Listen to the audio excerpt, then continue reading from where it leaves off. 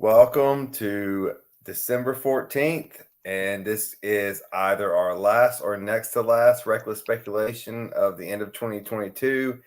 I, for one, can't believe it's 2022 is coming to an end. My name's Robbie. Thank you for watching. The first time I'm going to ask if you get through this or any part of it, like, subscribe. We really appreciate it. I know you hate that from YouTube viewers, but we have to do it. To the side of me is Tom Sloan. Tom, how you doing? Doing good. The usual doldrums of the winter months has got me under wraps. A little lung issue, which I'm sure you can hear in my voice. So, did a breathing treatment, and I'm going to power through this bad boy today. But other than that, looking forward to the impending holidays. See some people that I haven't How seen is in the weather in Michigan? It's cold. It's 35 and very windy out right now, and allegedly it's going to get pretty bad overnight. So not my favorite time of the year, but hey, that is what it is. When you live in Michigan, you got to deal with it. So And beneath me, just on the screen, not in any kind of social status, is Brandon Chain. Brandon, how you doing? I'm doing good. Doing good. Been a long day. Was on the road for most of the day today, driving to ATL and back. So glad to be out of the car and off the road, all in the rain today too, the entire way there and back. I'm not sure there's a worse round trip in a day than Atlanta through Nashville through Chattanooga to Atlanta, and then going back. There's just traffic nightmares. It's just awful. I did get to stop at Buc-ee's though on the way, which was nice. That's on my list. I got. What do you think of Buc-ee's? Man, it is like a mix between like a Cracker Barrel shop and like a co-op and a Kroger all in one, and and they have 176 gas pumps out front, and it's insane. I mean, they had everything from a deli to what's that? Did you get anything to eat? I did not. I was overwhelmed, and I was trying to make an appointment. I was like, I need to dedicate more time to come in here because it looks like a super Walmart. How big it is and all the different sections, and I mean, it looked fantastic. It wasn't lunchtime when I stopped, and just didn't work out. The first time you're in one, it is just a survive and get out. Yeah.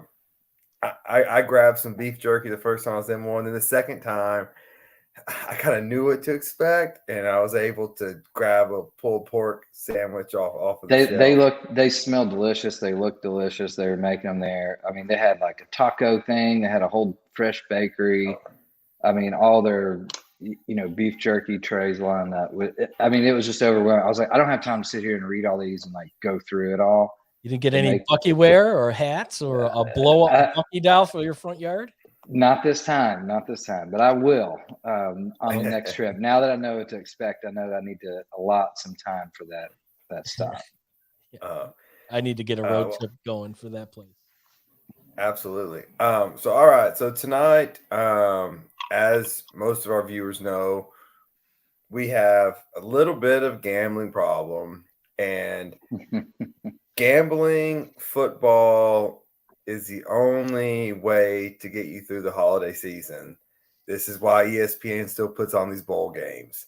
And so what we're going to do is we're going to walk you guys through a little ways to make money. Now, with a disclaimer, we are going to be giving you discounted money because we're going to be doing money line tonight. I'm sure we will comment on the spreads, but we are picking this money line. We're doing it very much in a bowl pick'em confidence kind of way. We're not going to talk about our confidence. We're going to go straight bowl pick'em throughout the bowls. Tell you why we think that. Most of it's going to be based on logic. Some perhaps is based on mascots, but that's how you pick these things. You guys got any questions before we get started? Besides, where's Raj? No, Raj is his on time. He's still got 3 minutes to be on time for him. So, but no, this is, if you're feeling down the holidays, you need a little extra cash in your pocket, tune in, and let's see if we can make you guys some money. Oh yeah, well, this one of those things. There's nothing like being around the family and the bowl game comes on. You're like, oh, I've been waiting for this all week long. This is the game I wanted to see. That's right. All right. So first off, as a part-time resident of Nassau and Brandon, also we have the Bahamas Bowl. Brandon's a little there a little more often than I am. So we have 6-6 Miami of Ohio versus the UAB Blazers. So Blazers are minus 11.5. So Blazers are the favorite in this game. It's going to be the first one. It's an 11:30 a.m. kick. So going to make that a little interesting. Tom, we'll start with you. Who you like and why? Well, I probably will not be watching this gem of a bowl game. Give me the MAC representative Miami of Ohio to cover. All right, we're doing money line, aren't we? Yeah. Give me UAB. I forgot if we were doing money or points. I would take Miami of Ohio. You can notate that in there if you want, but we'll give them a money line pick. Yeah. We just need it for the sake of our game. Right. We just need it. Who's your pick? But feel free to give gambling. Are you keeping track of these, Robbie? Well, that's why I gave you a sheet. Well, we don't have, Robbie money over here. You're lucky I got a computer. Sheet. Oh, well, we're dealing with VIPs. I don't have a printer, so I got it on my screen. You're lucky I got that. Give me UAB. Put Miami's UAB. All right, Brandon, who you like? Yeah, I think it's UAB. I don't think they win by 11, though. I agree with Tom on that, on the spread. Money line, UAB. All right, it's early morning. I think the underdog is going to be more prepared. My brother played football at Miami, Ohio. Give me the Red Hawks to win. Nice. Big upset. All right. Next, we have the Cure Bowl. I assume that's what it's called and how it's pronounced. The Duluth Trading Cure Bowl. So we have the University of Texas San Antonio Roadrunners plus 2.5 versus Troy. This looks like a bit of a toss-up here. So the Cure Bowl is going to be played in Orlando. So got a little closer to Troy. Brandon, we'll start with you this time. Who you like and why?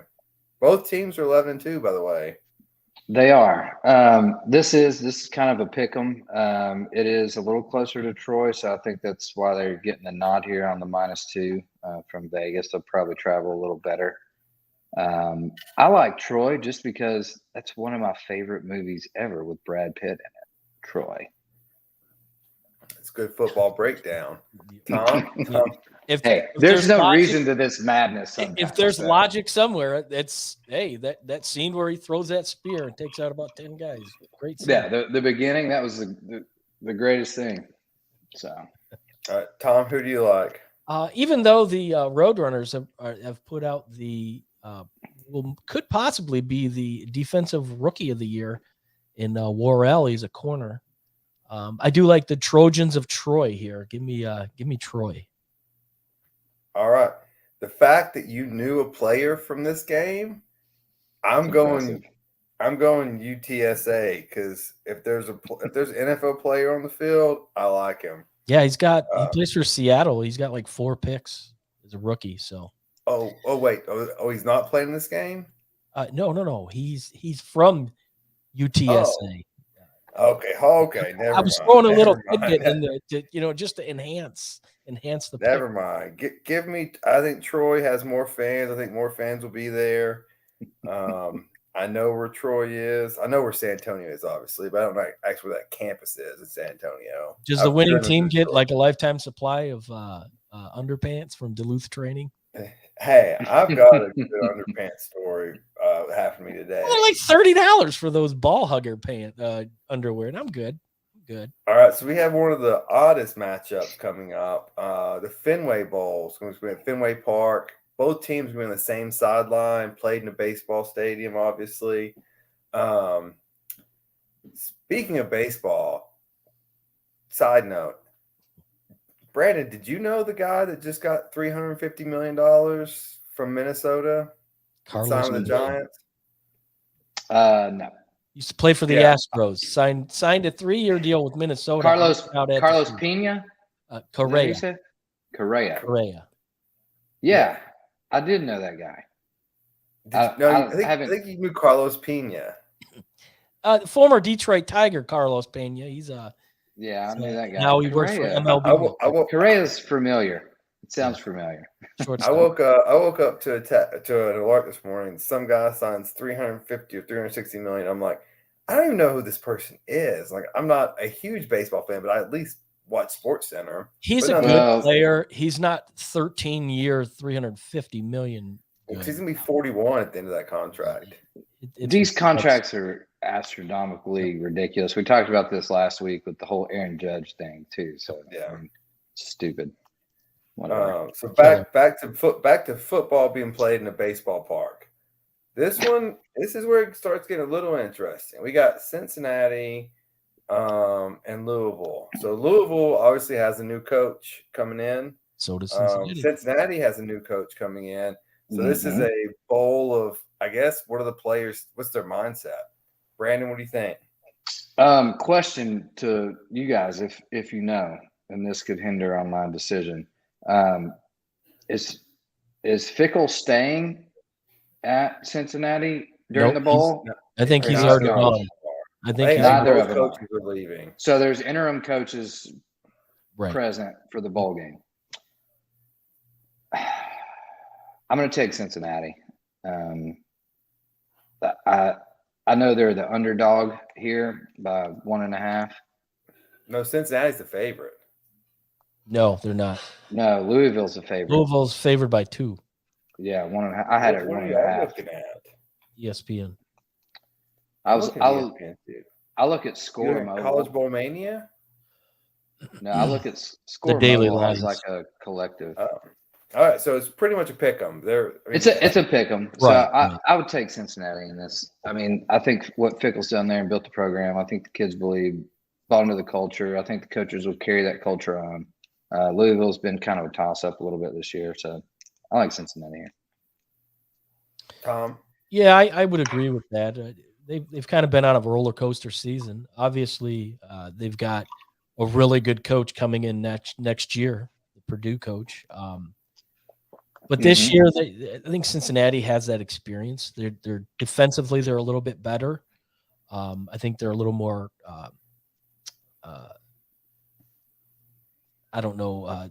consistent with the quarterback. Sorry for my pause there. I was thinking of the right word.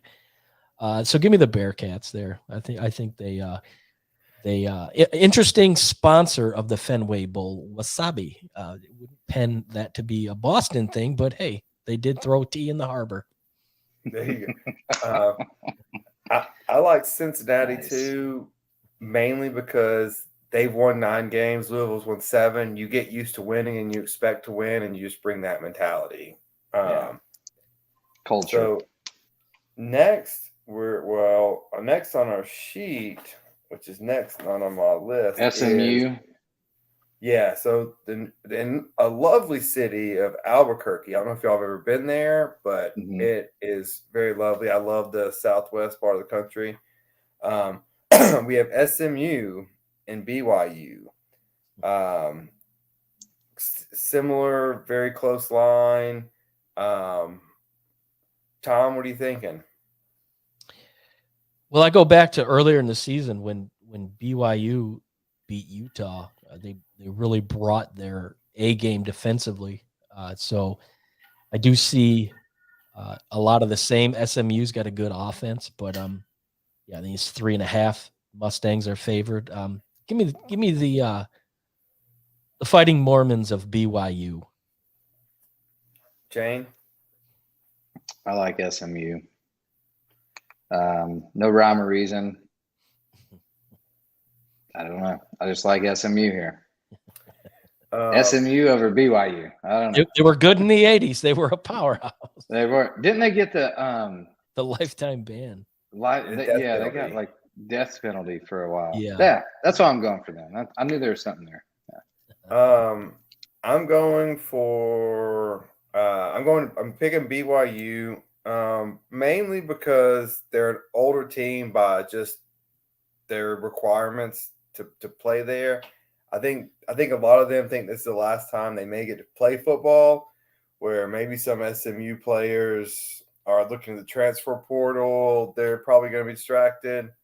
Reckless speculation. So give me BYU. I like it. The next game we have is Jimmy Kimmel Bowl. Is it just called the LA Bowl? It's the Jimmy Kimmel LA Bowl.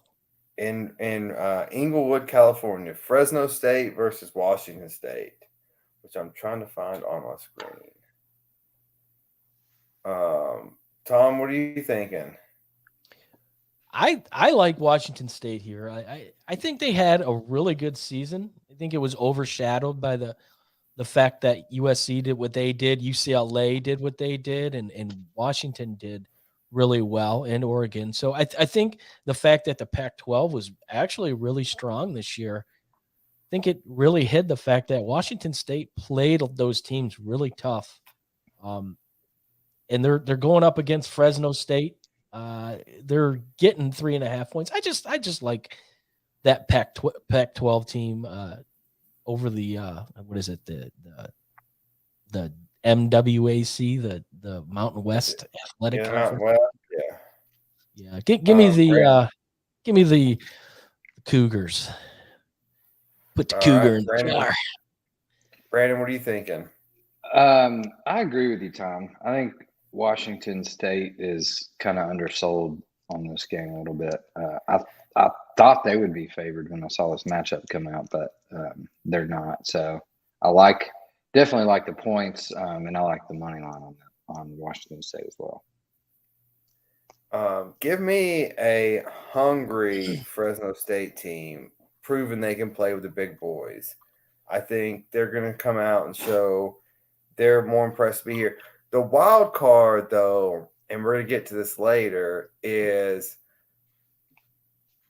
does Washington State have this go from Mike Leach kind of mentality? That I'm going to actually be interested to see how they play, if it's a factor at all, versus and look forward to what Mississippi State's going to play with. Good point. Well, hey, Raj, good for you to be on time at 9:20. Yeah, dude, it was actually a personal best for me. I'm not an ER doctor, so I don't have an excuse, and I suck. But we're talking about Washington State real quick. Yeah. Just the Washington State bowl game. Yeah, we're going down the line. Yeah, Washington State, Fresno State. Okay. Quickly on Washington State, they've probably been hit harder by deflections than any other team in the bowl in terms of impact players, starting with Deion Henley, the all first-team middle linebacker, who is all over the field. They're without their second, and their fourth best receiver, and both middle linebackers opted out for the portal. So keep that in mind when you're picking this game. Yeah. So not looking good for Wazoo. Just too much out. But yeah, I mean, they could have the inspirational thing going on, but I doubt it. And that, kids, is what you call analysis. What has been lacking. That is why you don't suck, Raj. Right there. Yeah. Yes. Exactly. That's why I was late. I was researching just that game, so don't ask me any other questions. There it is, right there. Well, now we're asking you to go back to back because we have the Lending Tree Bowl and we have Rice versus Southern Miss. And so, I can actually. You want me to go? Oh yeah. I can actually do this one because I watch Rice, and they're actually a decent high-scoring team when they're healthy. They're without their quarterback, TJ McMahon, who's been hurt since middle of November. I think the backup's not playing. And then their best overall player, who everyone's got to remember, Easy Ed on the Broncos, and his older brother is a guy named Christian on the 49ers. Luke McCaffrey, receiver, do everything for them, is hurt as well. So that's like half the Rice production. They kind of run a variation of a triple option, but with those guys, I would have taken them. But without a Southern Miss that doesn't have any considerable injuries or opt-outs, there's not much talent, but I think they're going to beat a 5-7 Rice team who needed that permission to get in anyway. But they got in based on it being a decent team when healthy. All right, Brandon. I'm sure you knew all that about the roster. Yeah, absolutely. So you don't need to repeat that. So. Raj, his analysis is a breath of fresh air. I was picking Troy because I loved Brad Pitt in the movie Troy. So back to some of the teams that are, we don't really watch that much, but Raj is kind of that guy when it comes to analytics on especially teams that we just don't watch, and even more so on teams we do watch. So pretty impressive. But yeah, after hearing that analysis, I mean, how can you not go? We might as well pack it up and go home. Yeah, sorry, Rice. Sorry, Mr. McCaffrey Jr. You're done. Yeah, Tom, what do you got? What do you got on this one? Well, for the simple fact that they might have the cheesiest logo in all of college football, give me the Golden Eagles of Southern Miss. That sounds like a old country buffet or something. Just such a cheese ballish looking logo that a seventh grader in art class made, and they thought, hey, let's go for it. It's cheap. So I like them. Give me the Golden Eagles. Yeah, we'll make it unanimous. I was all on Rice till McCaffrey got hurt, and so now, yeah, I'm all breaking news: McCaffrey is injured on Southern Miss. I think the backup's out to Wiley Green also, so they're going with their third string. Of course, that Green guy, he's a bum. Yeah, dude, he was out most of the year. He came back in like week 9 or 10, and now he's hurt again. So. How That's in the the world breaking news right there. Who plays on Rice? SC played them, but beginning of the year, you kind of keep track. But I don't know. I've hated every McCaffrey week non-conference. Exactly. Well, that and they got smoked by Utah. But I've hated every McCaffrey on every level. So this guy just sets off it just makes me itch. So I kind of want to know where the mosquito is. All right, so now we're getting a little interesting. So we have the Las Vegas Bowl. I hope it's played in the spaceship or the Death Star, not at UNLV. So we're looking at Florida 6-6 versus Oregon State at 9-3. This has got SEC bias all plugged into it. So, I'll go ahead and talk since I'm the SEC guy. I'll go first. I don't think Florida's particularly good this year. I do think Billy Napier's a good coach, but I'm not sure this team is buying into what he's doing now. This is the ultimate arrogance of the SEC saying, oh, we're playing a perceived weak Pac-12 team. We're going to roll. Give me Oregon State in this one all day. Tom, what do you think? Yeah, I agree. I guess kind of like how I talked about Washington State. They were kind of the offshoot. Oregon State was the same way. They played a really good football, and they were a bit overshadowed by the rest of the team's success in that Pac-12. So, in Florida just absolutely fell apart after that. I think it was the Kentucky game it was the Kentucky game. They just didn't seem to put it together. Richardson didn't really improve much after that earlier success.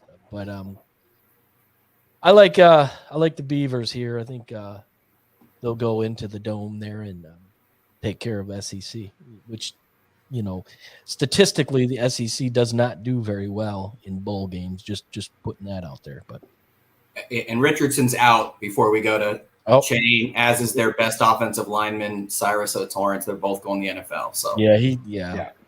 I saw Richardson out. He's been the talk of like the most favorite quarterback by the analysts, which I don't see. So is Malik Willis. Yeah. So anyway, give me the Beavers all day. If not for my boy Wayne Tinkle, who coaches their basketball team. But be careful when you mix Tinkle and Beavers. Just saying. Hey, they should go hand in hand. Right? They do. So no unintended. Sorry. No, Florida's been kind of trash all year, in my opinion. They've been on the decline since their original AP ranking or whatever preseason, and they've just done nothing but go downhill. And Richardson showed highlights. Obviously, he's not playing this game, so even if he was, I'd still take the Beavers. But yeah, I'm gonna just leave it at that. But yeah, Oregon State.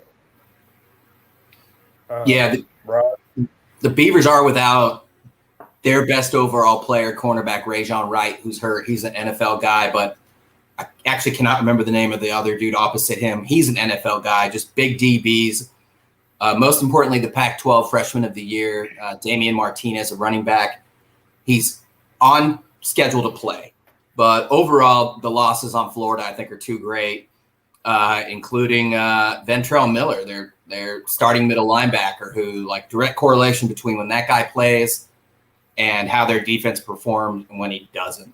So just a lot out, and then we don't need to go talk too much about the backup quarterback for Richardson, who is facing 25 to life. So, yeah, I got to go Oregon State on this one. And also it comes down to me for coaching. And Napier seems okay, but Jonathan Smith is a hell of a coach. And I'll take the Beavers. Yeah, that's John Keaton's key, right? Oregon State to get to 9-3, that's impressive. Next we go to Frisco, Texas.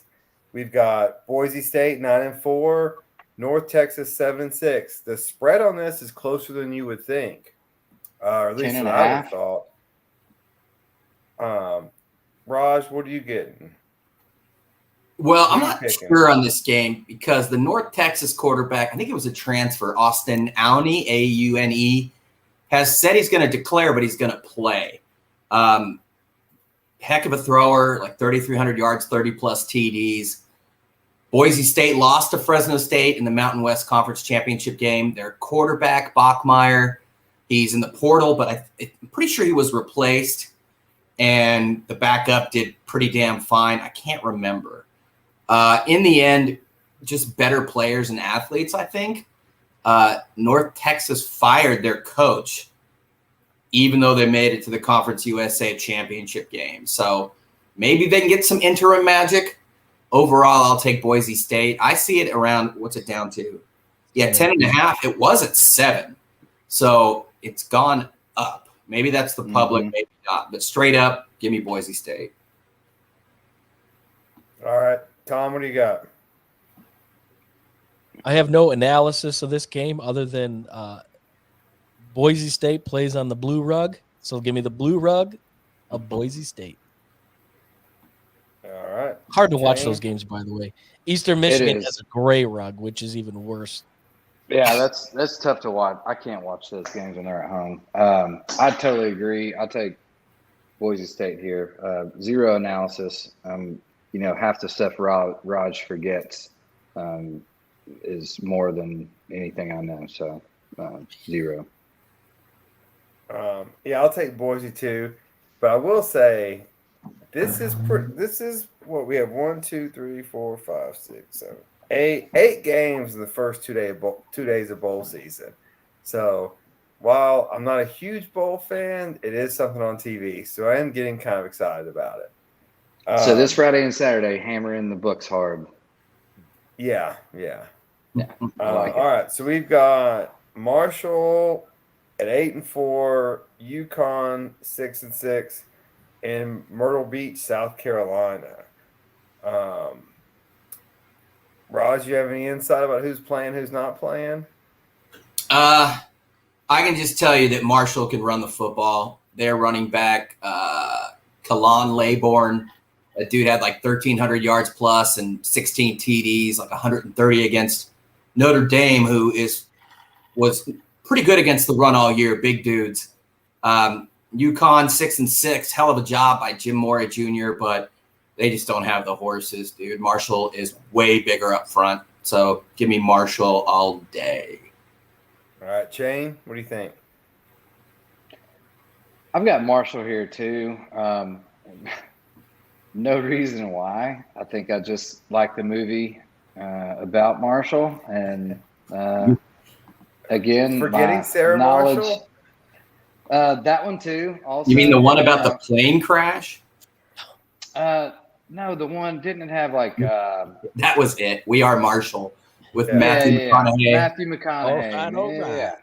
All right. All right. Yeah. So I've got movie references on teams I just don't watch, so I apologize. Hey, but it is concurring with people that know what they're talking about, so I'm on the right track here. All right, Tom. Through that. Yeah, like Raj said, Jim Mora Jr. did a fantastic job. It seemed like after Michigan kind of knocked him down, he was able to get that team going really well, and he might have even got himself a job at a better program. We'll see. But yeah, Marshall's got too much. Well, what they did earlier in the season going into Notre Dame, and you see what That's Notre what I Dame, was about to say. You see what Notre Dame ended up, doing with the remainder of the season. They ended up getting into the top 15. So that win was huge, and that was no fluke. They went in there and they controlled and dominated the Fighting Irish. So this case, I see the same thing happening. Good story for UConn, the Fighting Dan Orlovskis, but yeah, give me Marshall to pull this one off. Randy Moss, straight cash. I agree. Marshall's got the best win of the year. I agree with what you guys said about Jim Moore Jr. Great job resurrecting that UConn program, but Marshall's got too much for them. For the sake of timing, boys, let's go just quickly. The famous Idaho Potato Bowl, San Jose or Eastern Michigan. Who you got? San Jose. I'll do the same just because of scoring, even though this scares me. It's kind of a big, ugly MAC team versus a thin West Coast team. But a lot of offense on San Jose State, a lot of skill and more speed. Well, Ypsilanti's about 20 minutes from my house, between here and Ann Arbor. Give me the Eagles of Eastern Michigan, the Fighting Max Crosbys. Let's go. All right. I'll take San Jose. So the Boca Raton Bowl or Boca Raton, whatever it is, we have Liberty losing a coach now, 8-4 against Toledo, a pretty tough Ohio team. Who do you like in that? We'll start with the Ohio guy, Brandon. I like Liberty here, personally. I think they got a good win over, was it Arkansas earlier in the year? And they've played pretty good football. I haven't watched the game, but I've seen some highlights here and there, and I've read a few things about them. Toledo is a great team as well, but I'm taking Liberty just because of that Arkansas win. Any concern that Hugh Freeze is gone now? And I don't think he's coaching in the bowl game. No, again, the culture is already established at that point. You can take an interim coach, and I'm sure he's still somewhat consulting with them. He's not going to leave his guys high and dry. All right, Raj, what do you think? I'm going the other way. I'll take a pretty decent MAC team. Toledo lost 3 in a row. They lost their horribly corrupt coach.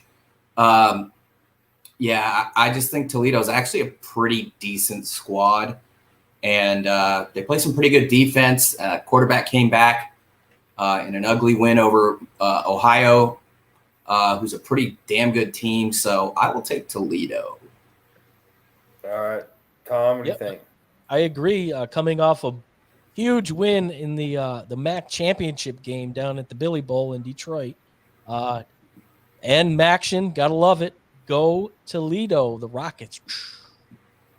I like Toledo as well. I think the losing of a coach in the transfer portal era is going to have more of an effect than previous years because now players are looking who's going to come in. Am I fit for them? Am I leaving? So I like Toledo also. Sure. The next, one of the finest American cities, the New Orleans Bowl. We have Western Kentucky at 8-5 and South Alabama at 10-2. Now the spread on this is South Alabama -4.5. It looks like. No, it's gone up. I think it should because Western Kentucky's quarterback Reed, kid threw for like 4,300 yards and almost 40 TDs. He entered the portal, so that's a huge loss. South Alabama's 10-2. UCLA needed a field goal at the buzzer to beat them at the Rose Bowl. Kind of a different UCLA team. They're a pretty damn good team without significant injuries. I'll take South Alabama. USA, dude. If you don't like USA, then you're a damn commie. That's right. Brandon? I agree. I've got South Alabama here. Western Kentucky. I didn't know their dude or whatever entered the transfer portal. I had South Alabama before that, but that makes me even more confident in my pick now. All right, Tom?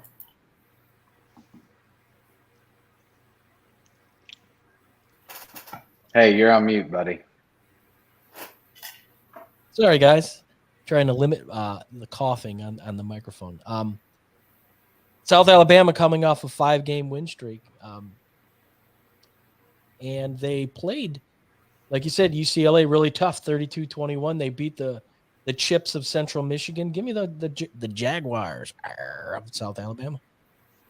I'll make it unanimous. I like them too. So now we go to the Armed Forces Bowl, and then we've got that in Fort Worth, Texas, and we have Baylor, which has kind of been all over the place this year, against the triple option Air Force. I love the triple option. I'm not sure which way I'm leaning yet. Shane, what do you think? Man, this is just one of those teams you never want to see on a schedule. You just don't prepare for it in this day and age. When you see a triple option, it's hard to get people to commit to their reads and on the defensive side and actually follow through. So I am not going to be surprised if Air Force wins this one. It's really hard for me to pick against Baylor, but I'm going to. I'm going to take Air Force. All right, Raj. Same. Baylor just fired their defensive coordinator and special teams coordinator. Air Force has 3 dudes that total about $3,000 on the ground, including a running back, another Great White Hope, Brad Roberts, I think is his name, like another 1,600 yards and 15 TDs or something. And their defense has actually played really well.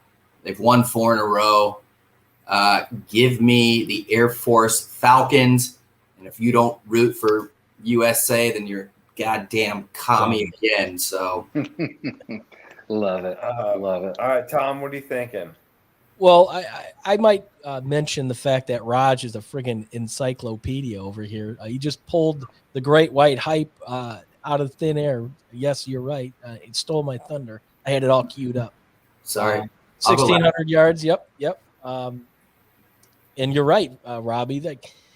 Not many teams play that. So how do you prepare for it? And when you think you've figured it out, they're going to throw the ball. So that's tough to defend for sure. And Baylor's been all over the map. You think they're turning a corner, and then they get beat by TCU. So give me the Falcons, Air Force. Yep. I'll agree with y'all. If this game was played a week later and Baylor had maybe 2.5 weeks to prepare for the triple option, I may shift to Baylor, but they're going through exams. There's just some downtime. This is too short a window to play for a triple option team that no one on your schedule played it, and so I don't like this matchup at all for Baylor. So I'll take Air Force.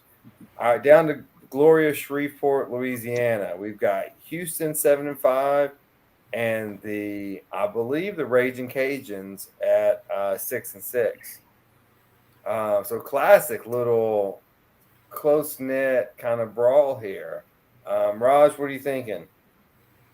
I'm just gonna go with Houston. Still Louisiana lost Napier. We all know that. Houston's got a pretty good quarterback, Clayton Tune, who's still there, threw for a lot of yards. So I just think their offense is going to be too much, but I have really no idea. Do you have like an earpiece with like some research team in your behind you telling you who plays for these teams? He's got I did actually do some research, but it takes me time because if I write something down, I will never forget it. But I'm too lazy to write most stuff down. So I did write some things down because this is a bowl preview show. Like, yeah, you should write down our start time. Touche. All right, Tom. Eastern. Tom, what do you got? I'm pretty sure he's never forgotten it. Wait, we're Eastern? Today was his best showing. I thought we're Central Time in Tennessee. No. Tom, I'm Central Time. Even though Louisiana has by far the best moniker in all of college athletics, the Raging Cajuns. Yes, Houston's got too much. Give me another Cougars. Going to put another Cougar in the car. Give me the Cougars. All right, Brandon. Yeah, I agree. Houston over Louisiana. It's I have no explanation why. I think it's because they were -6.5, so I'll take that. Oh, you guys are all wrong. Give me the home team. It's in their backyard. I'll take Louisiana Raging Cajuns. That's just because it's your favorite place. Now next we go to Tampa. We have ACC and SEC mediocrity. We have Wake Forest at 7-5 and Missouri at 6-6. Now we're getting into, well, not now, but this is the first time I've noticed it. We're getting into the Christmas window. So this is December 23rd. And this is going to be in Tampa. So, Tom, we haven't started with you in a while. Who do you like and why? Well, I'm going to go Missouri here. If they can put together the game that they played against Georgia, that pretty much they controlled for about 80-85% of that game. But Wake Forest is definitely a wild card. These are two teams that they're pain in the necks to play, and Missouri, give me the Tigers. All right, Raj. Yeah, same. Wake Forest has Sam Hartman, but lost 3 out of the 4 down the stretch. I think Missouri, I was tempted because of what Tennessee did to that pass defense, but Tennessee was a special offense with those receivers. This is a team that shut down South Carolina earlier in the year. We all know about the close loss to Georgia. They just beat Arkansas. So I'm going to go with an overall SEC roster versus an ACC roster. Shane? Yeah, I agree with Tom here. I was taking Missouri just because how they played against Georgia and, being the number 1 team in the country. I think, they're trying to prove something here, showing that they can, win a bowl game and continue down that path in the SEC. So I like Missouri over Wake Forest for sure. Hey, one thing real quick. Missouri was without 3 of their top defenders who declared for the NFL draft. I noted it, but I didn't fully write it down. So I don't know how that changes. Still like Missouri. 3 big parts. I mean, they're going to go pro. Give me Wake Forest in this one. I like Dave Clawson as a play caller and as a coach. The only place he didn't have success as a head coach was at Tennessee, and that was during the height of the dysfunction in Knoxville. He's won everywhere else. I think he's doing a good job at Wake Forest, which is not an easy place to win. Give me Wake over a mediocre Missouri team. Next, we go to Honolulu. We have two teams that I've both been close to, and Raj to one, San Diego State and MTSU. This is both ranked 7 and 5. Let's see who's favored in this one. The Aztecs San are Diego favored by State. 6.5 or 7. It looks like 7. 7. Yeah. Shane, what do you think? Well, I think San Diego State's probably going to win this one. I'm taking MTSU just because local. I did do some college there, so I have to go with my boys for nothing but just rooting for them. But smart money's on San Diego State, in my opinion. I like it. Tom? Mute. You're on mute again. There's going to be more of a San Diego. Don't worry, you'll get it your second show. Yeah. Right. Yeah, there's going to be more of a San Diego presence there. A lot of them kids are probably, local from the islands. Plus, it's not as long of a flight from San Diego from Tennessee. So, give me the Aztecs. All right, Raj, what do you got? Dude, I don't really know about this game. I think San Diego State's overrated. Not a lot of signature wins. They beat San Jose State, who's in a bowl game down the stretch. Just lost to Air Force 13-3, I think. So I'm going to take MTSU because they beat Miami. And if you do that, then you can line up. And even though Miami sucks and they don't really have anything to look at on offense, I think if you do that, you know what it's like to play in a bigger game. And I'll take them. I don't know why. It seems like the public's driven up this line. So give me the Blue Raiders. Nice. To me, this is a finance game. Neither school has the finances to fly out to that time zone and stay for a week. And so I think it's going to be in and out as quick as you can come. San Diego's closer to that time zone than Central Time. So I'm going players' bodies. I'm going SDSU based on time zones. It's not that bad of a flight, really. Oh, Mr. First Class, you don't know what it's like being in I fly Southwest. I don't fly first class. I got points, baby. 3.5. Oh, you mean to Hawaii from Tennessee?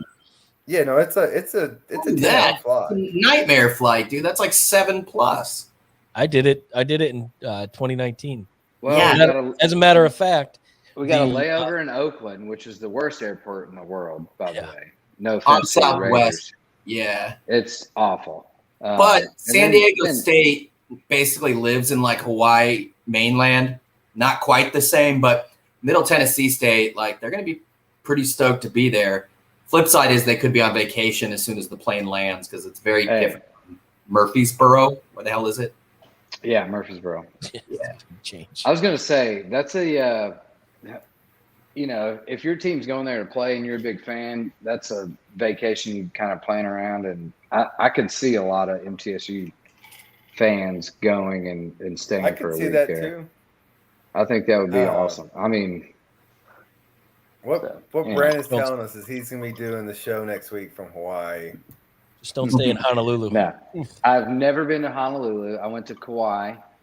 Kauai's awesome. Wow. Honolulu's cool too. The Kauai's awesome. Maui's great too. Once you get out of Honolulu, you're okay. Look at the pot calling the kettle black over here. He's been more than I have. I'm an island hopper. What can I say? Apparently, you just got back from the Bahamas. I mean, we can't control you. I'm hoping Randall starts paying me for this show so I can afford to go to vacation. You got so many credit cards right now; it's insane. So next, we're going up to Tom's neck of the woods, the Quick Lane Bowl in Detroit. You got Bowling Green and New Mexico State, both 6-6, and looks like Bowling Green opened at 3, moved to 3.5. So Tom, tell us about what this bowl looks like and who do you got? Well, it's going to look pretty empty. I'm estimating about 12 to 13,000 in attendance. This is what we like. This is probably. This is what we like to call the hot and ready bowl because it was the Little Caesars bowl at one point. Then Oh yeah. Tire changes and oil changes took over. So yeah, I'm gonna go with my local Mac, not too far from here, the Fighting Falcons, Bowling Green, just down I-75, about 20 minutes south of Toledo. All right, Raj, tell us who's not playing in this one. This is a kind of like, this is an ugly game. I mean, both teams have played some decent name schools, and both have been absolutely smoked. Bowling Green by like 2 or 3 schools, New Mexico State. Now, one thing about New Mexico State is they ended up with one of the most puzzling results late in the year. I think Hugh Freeze had not even left yet. Actually, I'm pretty sure. And they beat Liberty 49-14. And that was a 5-6 New Mexico State team. I think it was at Liberty. The quarterback that came in, his name's Diego Pavia. Not much to write home about, but the kid had 4 TDs in the air against Liberty, 1 on the ground, I think.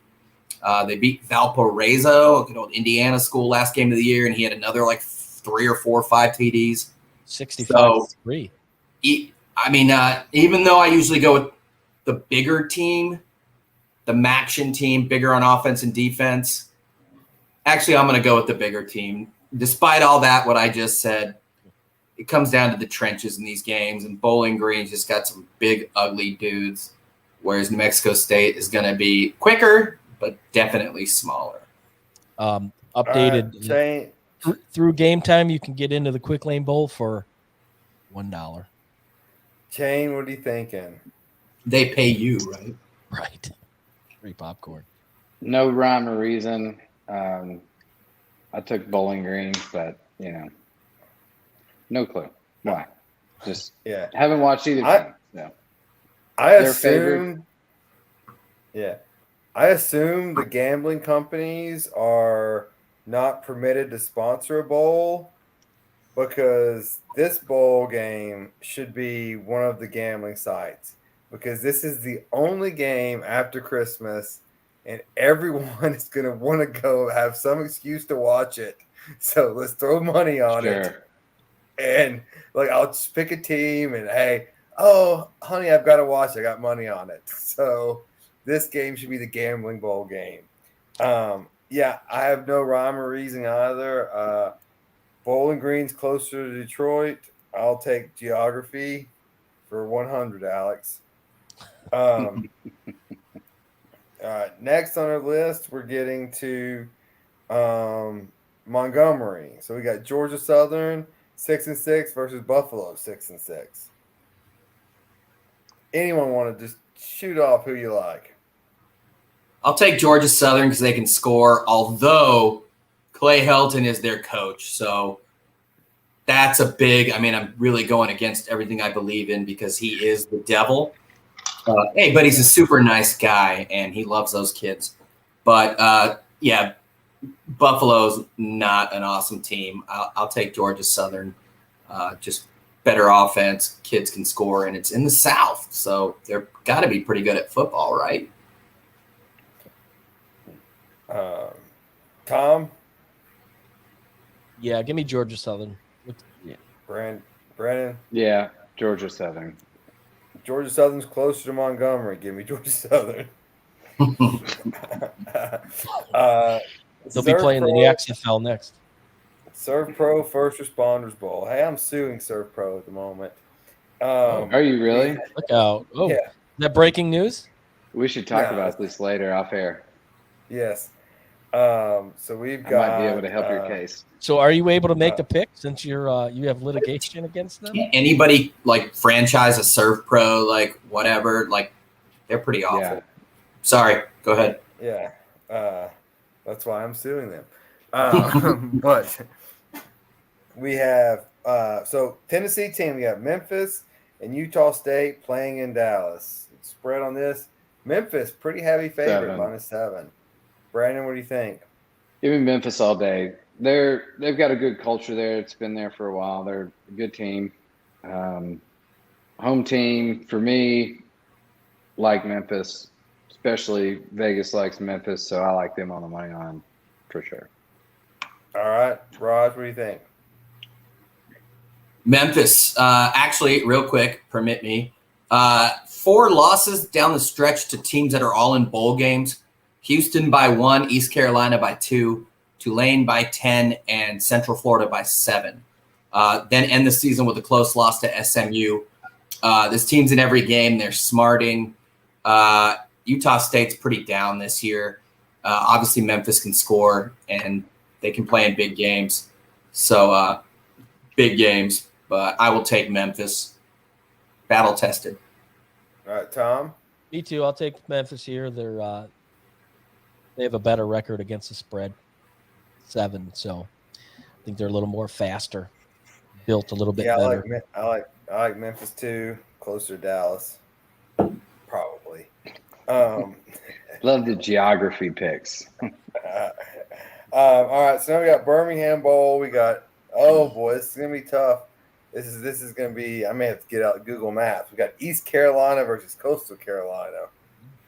Which one's which? Yeah, one might be more eastern than the other. Carolina's on the coast. They're both on the coast. Like, how far east? What do we have? Like, which one sticks out further? Yeah. Really, the only thing that really matters before you guys go is the best player in this game by far, Grayson McCall, the Coastal quarterback, has entered the portal. So is their starting linebacker. Now, they have a pretty good system there. They can put up points. I actually don't know who the backup is, but yeah, like he was their offense. And the linebacker defensive rush end that's leaving, he's pretty highly rated too, Josiah Stewart. So they're losing a lot. East Carolina is pretty tough, man. They played some tough games. I will definitely take East Carolina. I think the spread jumped like over a touchdown. I don't know where it's at now. 7.5. So yeah, I think East Carolina. Also, fun fact: they have a quarterback who's pretty decent, a running back who went over 1,000 yards, and a receiver who went over 1,000 yards. So there you go. Yeah, sold. Give me East Carolina. You want to say who the quarterback is off the top of your head? I know the receiver, Ehlers. I think it was a transfer. Hank Ehlers. Another thing, though, they're named the Pirates, and the Pirate just passed away. Rest in peace. Yes. So I got to go with that, too, in spirit. I don't know his first name. Winstead is the receiver. I can't remember the running back's name, but I remember reading they had a triple, like one of the few teams with 1,000-yard back, 1,000-yard receiver, and a pretty decent quarterback. I can't remember what he did, but pretty good. Keaton Mitchell, the running back, and Isaiah Winstead, the receiver. What's the quarterback's first name? Holton. Was he a transfer from somewhere? No clue. I thought he was. But anyways, Right, East Carolina. Right, who do you want out of this one? East Carolina. All right, so it's unanimous. All right, so now going to the guaranteed rate Phoenix, Arizona Bowl. We've got Wisconsin, who's got a new coach coming in, and Oklahoma State, who has got a quarterback going out. So this is going to put Mike Gundy to the test versus a Wisconsin motivated team with a new coach to prove something. We've been in 58 minutes. I finally know something I'm talking about. I'm pretty excited about that. Go for it. Tom, what do you got? Yeah, Oklahoma State's been a complete disappointment since about halfway point through the season. They've got blown out really bad. Wisconsin kind of recovered a little bit. They had a few hiccups early on, got back on their feet. I think Luke Fickell coming in, I think that's going to kind of give these guys some new resurgence. So give me the Badgers, Wisconsin. Raj? I don't know, because the Badgers quarterback's in the portal. I don't know. Did Braylon Allen, the running back, is he in the portal? No, he's staying. He was gonna come to Michigan. The rumor was he was coming to Michigan if Leonard left, but then they got Fickell and he decided to stay. Well, I know that the backup to Sanders is Mike Gundy's kid, and he's not good. Gunner, something Gunner. I don't trust dudes named Gunner, so I'm going to go with Wisconsin, even though this is going to be an ugly game. Brandon, what do you got? Yeah, I agree. I don't even know what the over/under is, but I'm leaning towards the under on this game for sure. 43. Yeah, definitely take the under. But I think Wisconsin might get a little bit of hype, a little bit of kind of play in game, like what they can show their coach coming in. So kind of somewhat of a battle tryout, if you will, for the season to come, and whether or not they need to enter the transfer portal. So I think this is going to be Wisconsin. They're favored by 3. Yeah, I like Wisconsin here. Yeah, this is one of those games where I'm not sure what to expect. I think having the head coach in place, I think it's going to help a little bit. I'm going to take Oklahoma State, but this is one of those, and we're not getting any confidence. This is one of my, bottom 7 confidence kind of games. All right, moving on to the Military Bowl, we've got Duke and at 8-4, and UCF at 9-4. So Gus Malzahn's Fighting Knights versus the Blue Devils. Rob, I got something on this. I got something on this game that's interesting, kind of. This is one of the few games where the starting quarterback is also the leading rusher, and each are over 500 yards, I believe. But UCF's starting quarterback is John Reese Plumlee, the kid that was at Ole Miss for 3 or 4 years. He is hurt. I don't think he's going to play. He may have even entered the portal. Their backup's not playing, and the third string's not very good from what I remember, whereas Duke has played some pretty damn good games. They only lost 1 down the stretch. Their quarterback, Riley Leonard, is a hell of a player. 20-plus TDs, like 5 picks, 6 picks. He can run. Offense has never been a problem there. Is Cutcliffe still the coach? No. Yes? But it's probably still his system. I mean, their best player last year that played with Leonard was Jake Bobo, a receiver who went to UCLA and tore it up. I don't see UCF being able to hang with a pretty solid 8-4 Duke Blue Devil team. All right, Brandon, what do you think? Initially I thought just because it's UCF, Florida team, I'm leaning that way. I have no analytics quite like Raj. I'd have watched Duke play a couple times this year, and I think they're a pretty comparable team, or I don't know. I'm taking Duke in this one. They're favored by Vegas, kind of a pick 'em. It's 2.5 right now, so it's almost a pick 'em.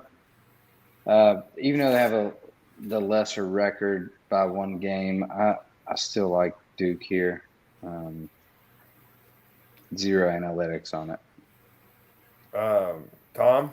Yeah, Duke down the stretch. They won 4 of their last 5. Lost a close one against North Carolina. We know how tough North Carolina was. And hearing Raj's retrospect of the Knights situation at quarterback, give me the Blue Devils, the Fighting Krzyzewskis here. Wrong sport, though. Nice. On this one's tough for me. And I think these next round of games are going to get tougher because I've seen Gus Malzahn run over teams in bowl games. I've seen him get blown out in bowl games. I'm going to say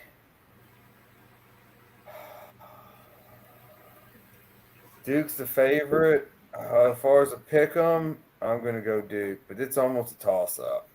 It is. All right, so now we get to the Liberty Bowl. great bowl game to go to if you guys have never been there. Casinos all around. We have Kansas at 6-6 and Arkansas at 6-6. This is Kansas's chance to make their season memorable, even more memorable, versus Arkansas's chance to make their season regrettable. So I think this is a very unique matchup.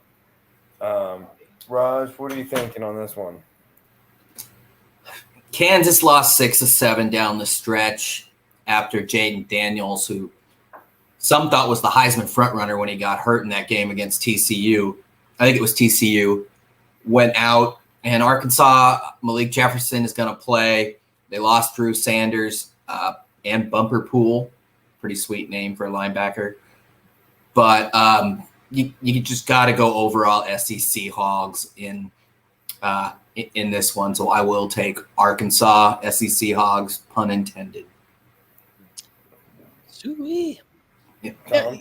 Yeah. This is, Kansas was a good story early on, starting 5-0 and really fired up that fan base that really wasn't there prior to this year. And it was too bad when they lost their starter and they kind of took a drop from there. And same goes with Arkansas. I think they got close to the top 10 earlier in the season and they fell off. But yeah, I think the Pigs have too much, size, and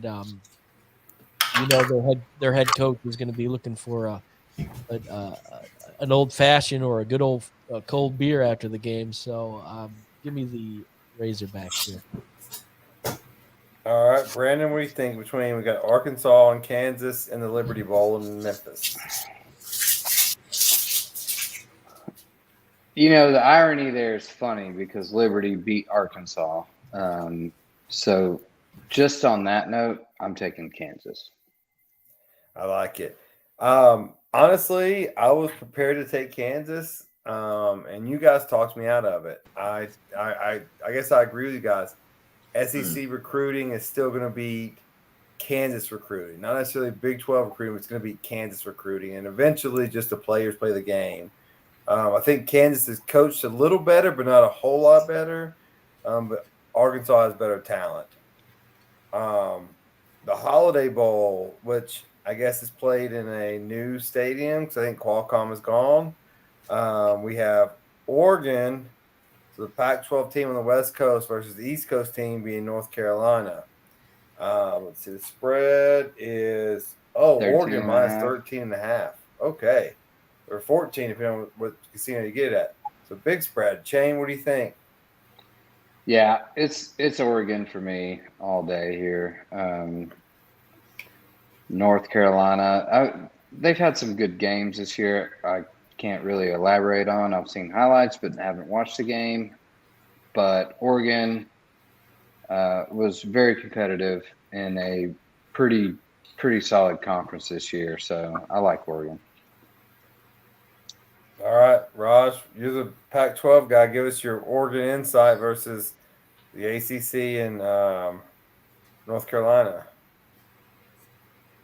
Bottom line is, Bo Nix is playing. North Carolina's already awful defense. Their best part of their defense was their secondary, and 3 guys are transferring out, including a very highly rated cornerback, Tony Grimes, and then an opposite cornerback was a guy named Storm Duck, and the safety Cameron Kelly or something. That's an awesome name. Storm It's Duck. A sweet name. Storm Duck. Playing Oregon, right? Am I right? And the guy Right. And the guy decided not to play in the game, and he probably had more motivation than any of them. So, yeah, that's why the spread is so big. Oregon is without their best DB, Christian Gonzalez, declared for the draft. He'll be a really high pick, but a crappy secondary, a crappy defense. 3 of the 4 starters gone. Bo Nix, Oregon all day. Tom? Yeah, Drake May was a good story. Freshman quarterback, over 4,000 yards passing. No doubt he's going to be in the conversation early on for Heisman for next year. But, yeah, I mean, going out to the West Coast, there's going to be a lot of ducks in the stands. And maybe Storm Duck isn't playing because he's going to transfer to Oregon. Who knows? wouldn't it be natural fit for someone with the last name of Duck to be a Duck? I'm just putting it out there. And they need DBs. Yeah, So that's interesting. Yeah, Bo Nix, who I'm not a big fan of, and who Auburn probably isn't either. But yeah, there's just too much. Give me the Ducks. Yeah, I agree. Ducks on the West Coast. I doubt it's basketball season for Carolina, even though they're kind of pooping the bed. But yeah, football season's over for them. A lot of Ducks fans there. Ducks roll, in my opinion. All right, so next, Houston, Texas, for Texas Tech versus Ole Miss. Obviously, and we're gonna get into this a little bit later. A lot of for Texas Tech for one reason, and for Ole Miss a different reason, just because those players were recruited by Leach. Like, there's a lot of just Mike Leach kind of overtone in this game. So probably going to be, somewhat emotional. I'm sure there'll be a moment of silence and those kind of things. But who do you guys like and why? Tom, we'll start with you. Yeah, emotions are going to be very high. Obviously, Ole Miss, was his latest coaching stint, coached at Texas Tech. So I think these players are going to be really rallying around that, that really awful loss of him. They're favored 3.5 right now. The over under 69.5.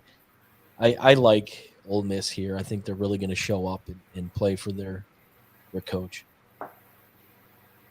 I know Leach was at Mississippi State, but Ole Miss, the guys recruited him. Oh, I'm sorry. I am sorry. I missed that. Leach was at Texas Tech. Leach was at Texas Tech. I messed up on that one. I apologize. Yeah, give me Ole Miss. Yeah. Shane? Disregard the last 30 seconds of this show. Yeah, I'm thinking, I think it's the same lines that Tom was thinking. It's just, different thought process there on where he was at. So I like Texas Tech because Leach was there.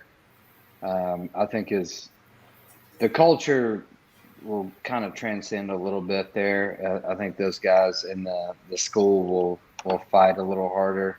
Ole Miss, who knows where Lane Kiffin's at right now, in his head. If he's leaving, if he's where's he gonna go? If he wants to stay, I mean, he's been the infamous, kind of tuck tail and run kind of coach, in my opinion. So give me Texas Tech in this one. Raj, what do you got? I'm going to go the other way. Ole Miss played pretty crappy down the stretch. Yeah, they got Quinshawn Junkins, the freshman who had like 1,600 yards. But Texas Tech, they won the last 3 games, and that's when Tyler Shuck, it's actually Shough, but it's pronounced Shuck. Like, what is that, Irish? I don't remember. He was an Oregon transfer. They've won 3 in a row under him. They're playing great, and I'm going to go with the Mike Leach effect. Ole Miss bigger, stronger, faster, but they're reeling. And I like Tyler Shuck and Texas Tech feeling pretty good. And this game is in Houston, which although Louisiana, why can't I think of the name where it is? Ole Miss. What city? Oxford, Mississippi. Oxford, yeah. Which is the capital, correct? No. Yeah, I think so. No? Whatever. Oxford's not the capital of Mississippi. For some reason, I thought it was one of those weird ones where I didn't know the city, but I don't know. It was like the capital. Isn't it Jackson, Mississippi? I know Oxford. I know it's got hot girls, but that's chauvinistic and misogynistic. But whatever. Texas Tech is near Houston, kind of. So, but I'm going them because of the quarterback, and they're playing great down the stretch. Yeah, Jackson's the capital of Mississippi. Jackson. My bad. I don't know why. I Private school here, No. kids. Private school. I thought the South was one state up until like 5 years ago, dude. So don't ask me. All right. So Oxford is where the Egg Bowl is played. Well, no, the Egg Bowl Egg Bowl alternates, right? Yeah, it does. But Starkville. The only one I've ever been to has been in Oxford, so it's the only Egg Bowl I know. It was babies great. Babies are only made in Savannah. I will take. So I think this is the first time in Kiffin's career that he isn't looking for the next job. He passed on Auburn. I think he's focused. I think he wants to prove to Mississippi fans he's there to stay. I like Ole Miss in this one. The next we have Pinstripe Bowl, the only place where the Yankees play. And so we have Syracuse, Yankee Stadium. Yeah, we have well done. This is better than vegetables. So we have the Pinstripe Bowl, Syracuse versus Minnesota. Syracuse 7-5, Minnesota 8-4. All right, Brandon, what do you got?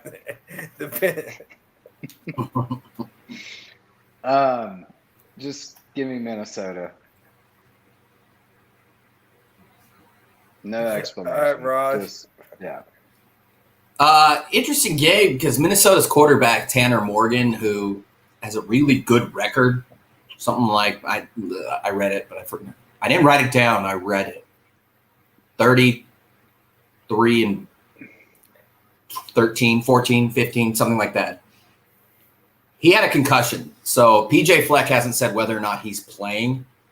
He's going to be the difference maker. Also, two great backs in this game. Tucker for Syracuse is an all-around guy. Damn good NFL player. And then why am I blanking on the best player in the game? What's his name? Ibrahim? Ibrahim, yeah. Yeah, that from Minnesota is just an outstanding back, and I believe he is playing. So I'm going to go with Minnesota. I think the backup for Minnesota is actually not terrible, a Greek last name that I'm not going to pronounce or try to pronounce, mainly because, that dude Ibrahim is awesome. But if he's not playing, then no holds barred. Whatever. But Minnesota. Yeah, this game obviously being played in New York, you would think that would be somewhat of a home field advantage. But PJ Fleck. But it's the only place the Yankees play. Oh, my God.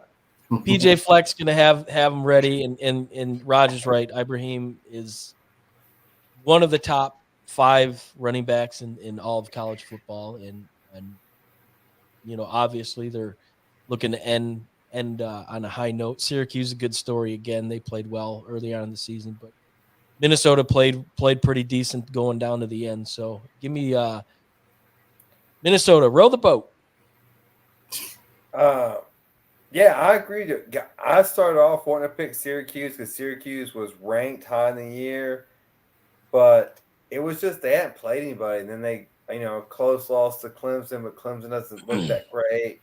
And then, the Minnesota played in a much tougher conference, while geography favors Syracuse. But I like row the boat too. I'm going Minnesota. All right, so we have the Cheez-It Bowl, the rematch of, I believe, the 2000 championship game of Florida State and Oklahoma. Florida State 9-3. That's kind of a sneaky 9-3 in my opinion. Versus Oklahoma, who's 6-6, which is very disappointing. So how do you analyze this one, Raj? Oklahoma. Now, did Dylan Gabriel enter the portal or no? I think he did. I don't remember the quarterback who transferred from UCF, but Oklahoma's losing their best 2 offensive linemen. One of the guys is a guy you guys may remember, Wanya Morris, who is opting out for the end. He's a Tennessee transfer, right? Speaking of Tennessee transfers, Eric Gray, their outstanding running back, is not playing also, whereas Florida State's Jordan Travis is playing. He's coming back. I'm going to take Florida State in this one. I don't know the spread, but I imagine FSU's favored by like a touchdown. 7.5. All right. Yep. Yeah. Give me FSU. All right, Tom. Yeah, Florida State, I think, they, like you said, Roger, a little sneaky. I think the ACC was so down this year. Oklahoma just Brent Vegetables. I don't think he was the right fit for head coach. I think he's a better D coordinator. We'll see what he can do in this offseason. But yeah, Florida State 8-4 against the spread. Give me the chop away. All right, Shane, are you going with Florida State or your boy Vegetables?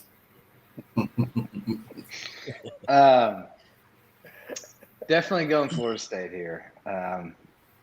They say vegetables are good for you, but not in this case. I'm going to go with Florida State.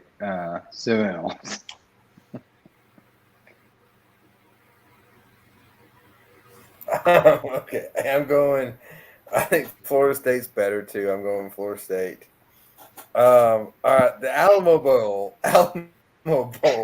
We've got Texas at 8-4 versus a pretty good Washington team at 10-2. Let's go out to Pac-12 network that at least someone's watching now. Raj, what do you got? Actually, I was about to turn on the Pac-12 network if I can find it. USC basketball plays Long Beach State. Not that I'll probably be the only person on the planet watching, but anyways. Washington's secondary pretty bad. Ewers is damn good. However, Texas losing Bijan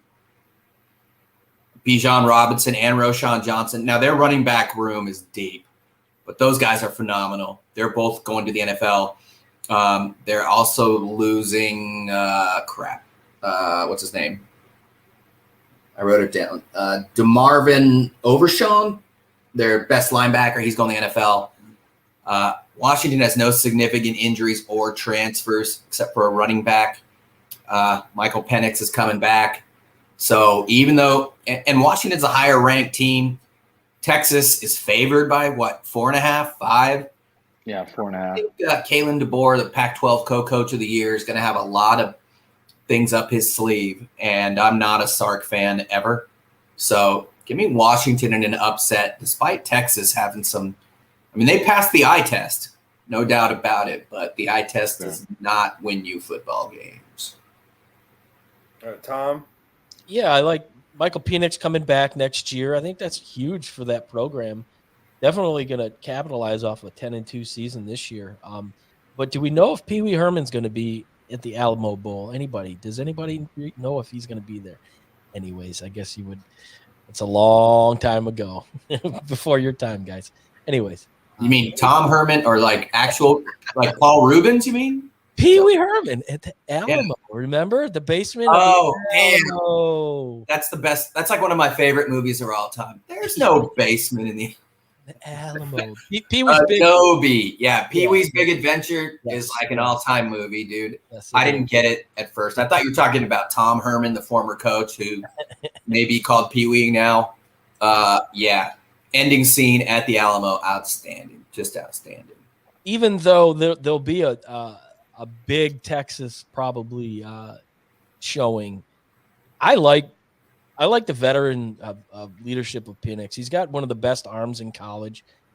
Huge season, and if they can keep him upright, if he can stay healthy, I like the Huskies. They've had a great year. All right, Brandon, have I went to you yet? No, not yet. I concur, guys. Like, at first when I look at this matchup, Quinn Ewers, I've seen him, film study, blah, blah, blah. He went to Ohio State. We know the whole story, rigmarole. Goes back to Texas. Almost lights up Alabama until he gets hurt. I mean, should have won that game. Kid's got talent. I know they're favored 4.5, but they've been kind of sketchy here towards the end of the season on some of these big games. And I don't know if that's, what's going on behind the locker room culture or whatever. But I do. I like the 10-2 Washington right now. Yeah, so I'm going with Vegas on this one. The records don't match up. Texas will be a favorite. It's in San Antonio, about an hour from Austin. I expect a big, huge Texas crowd. First time in a semi-big bowl game in a while. So give me the horns. I like that. Vegas knows what they're doing. This is one of those Vegas games for sure.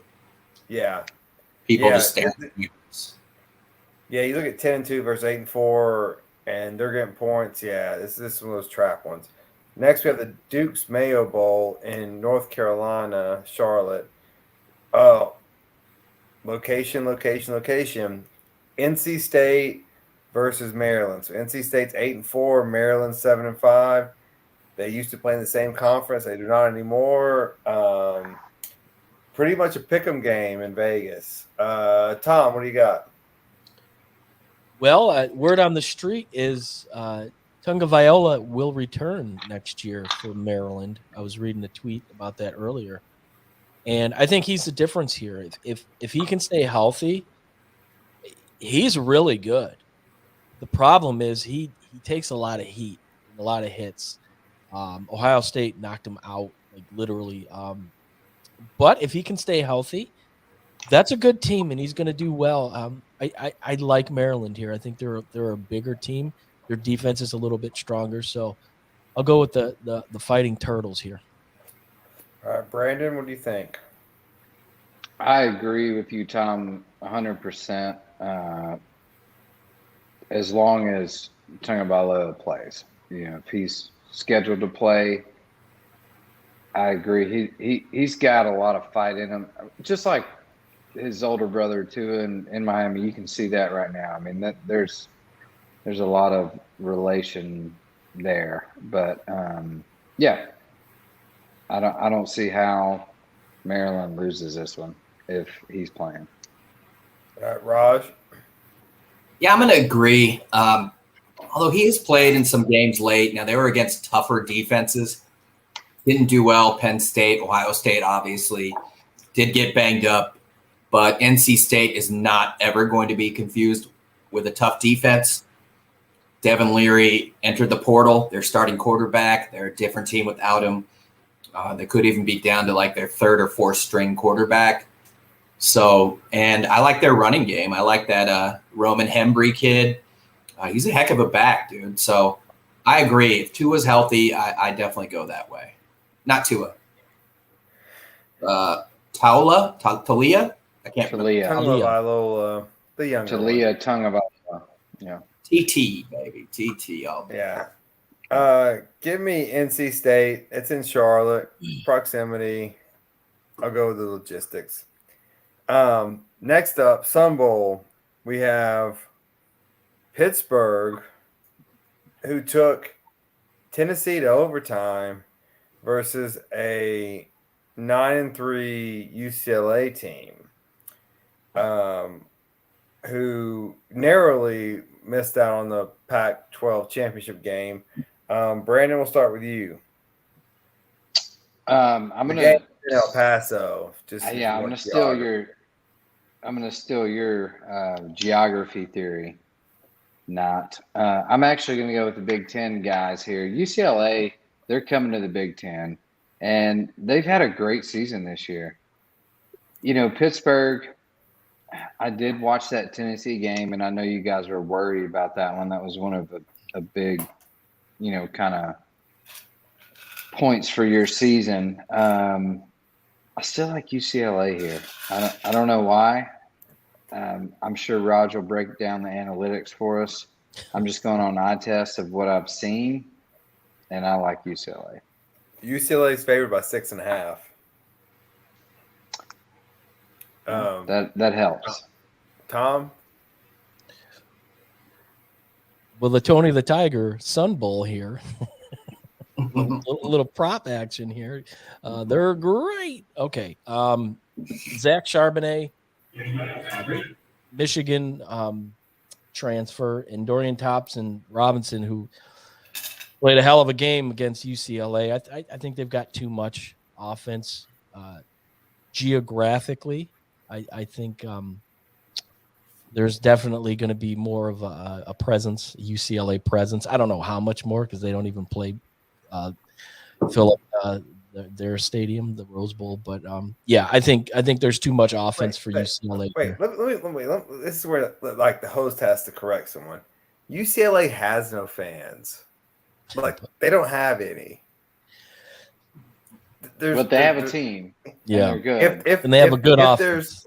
If there's 15 Pittsburgh fans there will be more Pittsburgh fans than UCLA fans. No, I like. But go ahead. UCLA. I think Zach Charbonnet's one of the most complete backs in college. So, give me the Bruins. All right, soon to be ex-Pac-10, new Big Ten guy. What do you think? You know what scares me about Pitt is Israel Abanikanda. Their running back is phenomenal. Had a 300-yard plus game, 20 TDs on the year.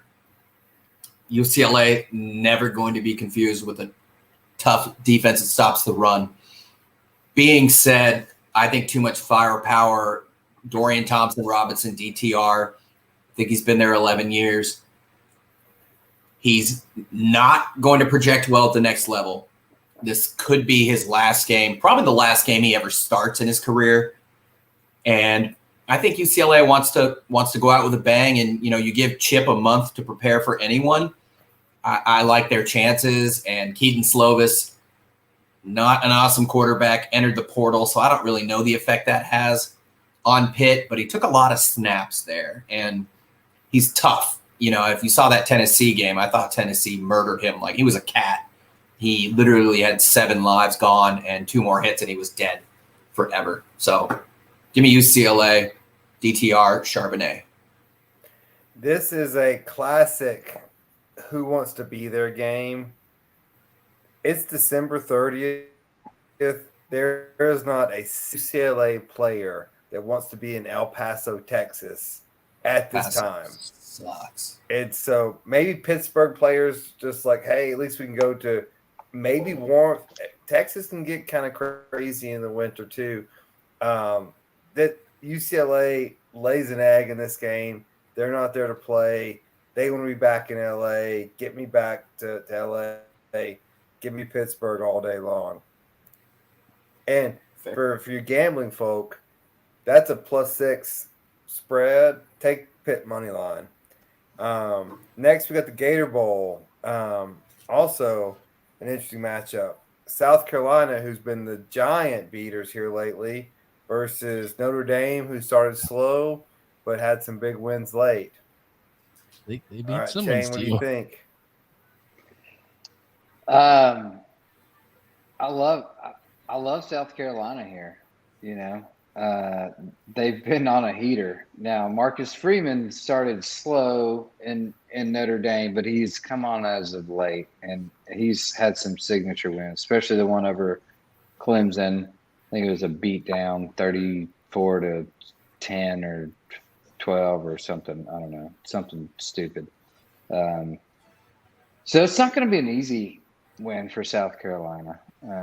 I think Notre Dame's finally clicking. They're 2.5-point favorites. It's almost a coin flip. It's in Florida, so I kind of lean South Carolina there for the Florida home crowd. So I'm going to go South Carolina just because of the heater they've been on, beating Clemson and UT, in the last couple of days. All right. Tom, what do you think? Well, you mentioned that it's in Florida, and if there's one team that travels really well, it's Notre Dame. They definitely figured things out after that Marshall game, that really bad loss. But then again, Spencer Rattler decided that he wanted to play college football all of a sudden, especially against Tennessee. running the stadium out of fireworks. He scored so many points, but yeah, it's going to be a big test. I think this is going to be the best defense that he's seen. Obviously in the last 3 or 4 games. I just like what Notre Dame's been able to accomplish toward the end of the season. Marcus Freeman's really got him rolling. I do think there's going to be a strong presence of Notre Dame fans. And in honor of my good buddy Bill, who's a Notre Dame grad, I'm going to take the Fighting Irish. All right, Raj, what do you think? This is a tough one. Notre Dame is losing 2 first-round picks. Their best player, Michael Mayer, the tight end. Their best defender, defensive lineman, Isaiah Foskey, had 12 sacks. Their starting quarterback, Drew Pine, entered the portal. Backup, Tyler Buckner, who was once a starter, was not good. He got hurt. His status is up in the air. Yes, South Carolina has won 2 big games, but for some reason, even though I had written down and I was all sure to go South Carolina, Notre Dame probably is going to have their 3rd-string backup, who I don't even know who that is. But this is tough. I mean, South Carolina is losing their tight ends, but that's it. Notre Dame has awesome running backs. Being said, they're going to be too one-dimensional the more I think about it. I'll take South Carolina in an ugly game. What's the over-under on this game? Because I'll take the under, whatever. 52. I'll take the under. That's my. I agree with that. If Notre Dame won. This is my number 1 on the confidence scale. I mean, I'm least confident about this game. I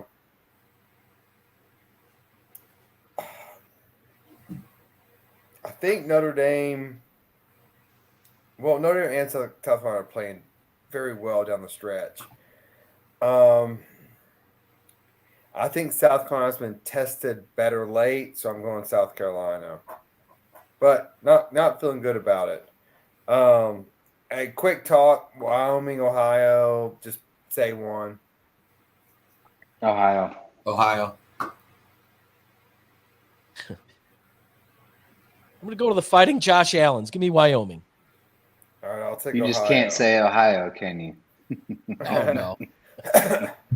All right, so I'm not one of those guys. Next up is the Orange Bowl. That team down south. The truly Orange Bowl. Clemson at 11-2 versus Tennessee at 10-2. A lot of opt-outs, a lot of transfer portal players in this game. So what we're going to see on the field, I don't think is going to be what was actually in the regular season. Clemson's favored by 7. It's bumped down to 6.5, I think. Yeah. So, Tom, what do you think about this game? I don't trust Joe Milton. As a Michigan fan, he did nothing but disappoint. After his glorious debut here, he did nothing after that. I think Clemson showed they did the wrong thing for the last couple, at least for the most of this season, in playing DJ. I'm not even going to pronounce his last name. So their backup, who Raj, help me out. What's his name? Cade Klubnik. Klubnik came in, and not only did he look really good his last outing, he did that earlier in the season. They brought him in, and it led them to a win. I don't really know why he wasn't their starter for the majority of the season, but I think Clemson built something there with Klubnik, and Dabo's going to pull some strings. Tennessee, I don't know if they have the defense. And like I said, Joe Milton, I do not trust as much as QB1 wants to say Josh Heupel is the quarterback whisperer. I'm not buying it here. Although there is a loophole, their highly touted $8 million recruit can play in this game if they wanted him to. But no, it'll be Milton, and give me the Tigers, Clemson. Raj. Dude, this is a really tough one. This would be really low. Tennessee losing Hyatt and Cedric Tillman and Noah Hooker. They can still run the ball, deep receiving room. But, yeah, I don't like Joe Milton. Klubnik is a highly rated guy. I didn't think he played very well throughout the year. He played well against North Carolina, 20 for 24, like 200 yards, a couple TDs. But now knowing he's the guy, having a month to run the offense, no other option. Will Shipley is still there. Even though I think Clemson is fool's gold, I think the attrition at Tennessee and the fact that Hooker is not playing, I'm going to go with Clemson, but this could go either way. And I definitely think Tennessee has better athletes overall. Shane. Oh, and Clemson is losing their two best defenders too.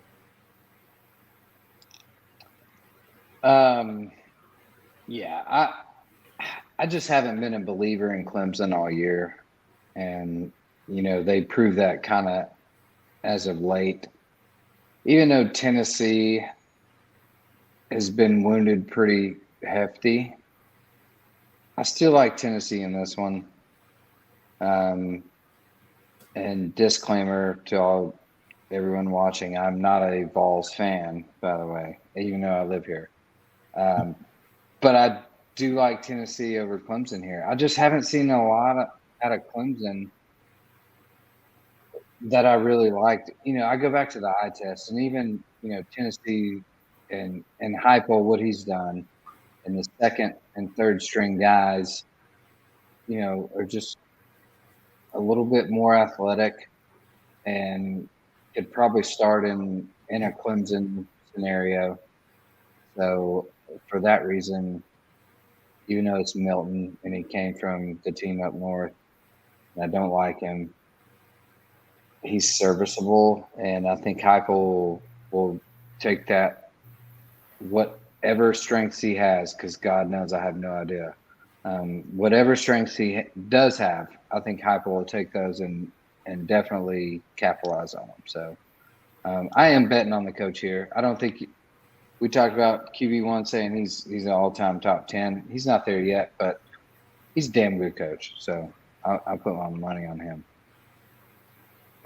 Yeah, so I will say this. I thought what Kirby Smart said when he played Tennessee, when Tennessee was on this run, he said, I got 60 minutes of film to watch what Nick Saban did against Heupel and what did and did not work, and then I corrected it.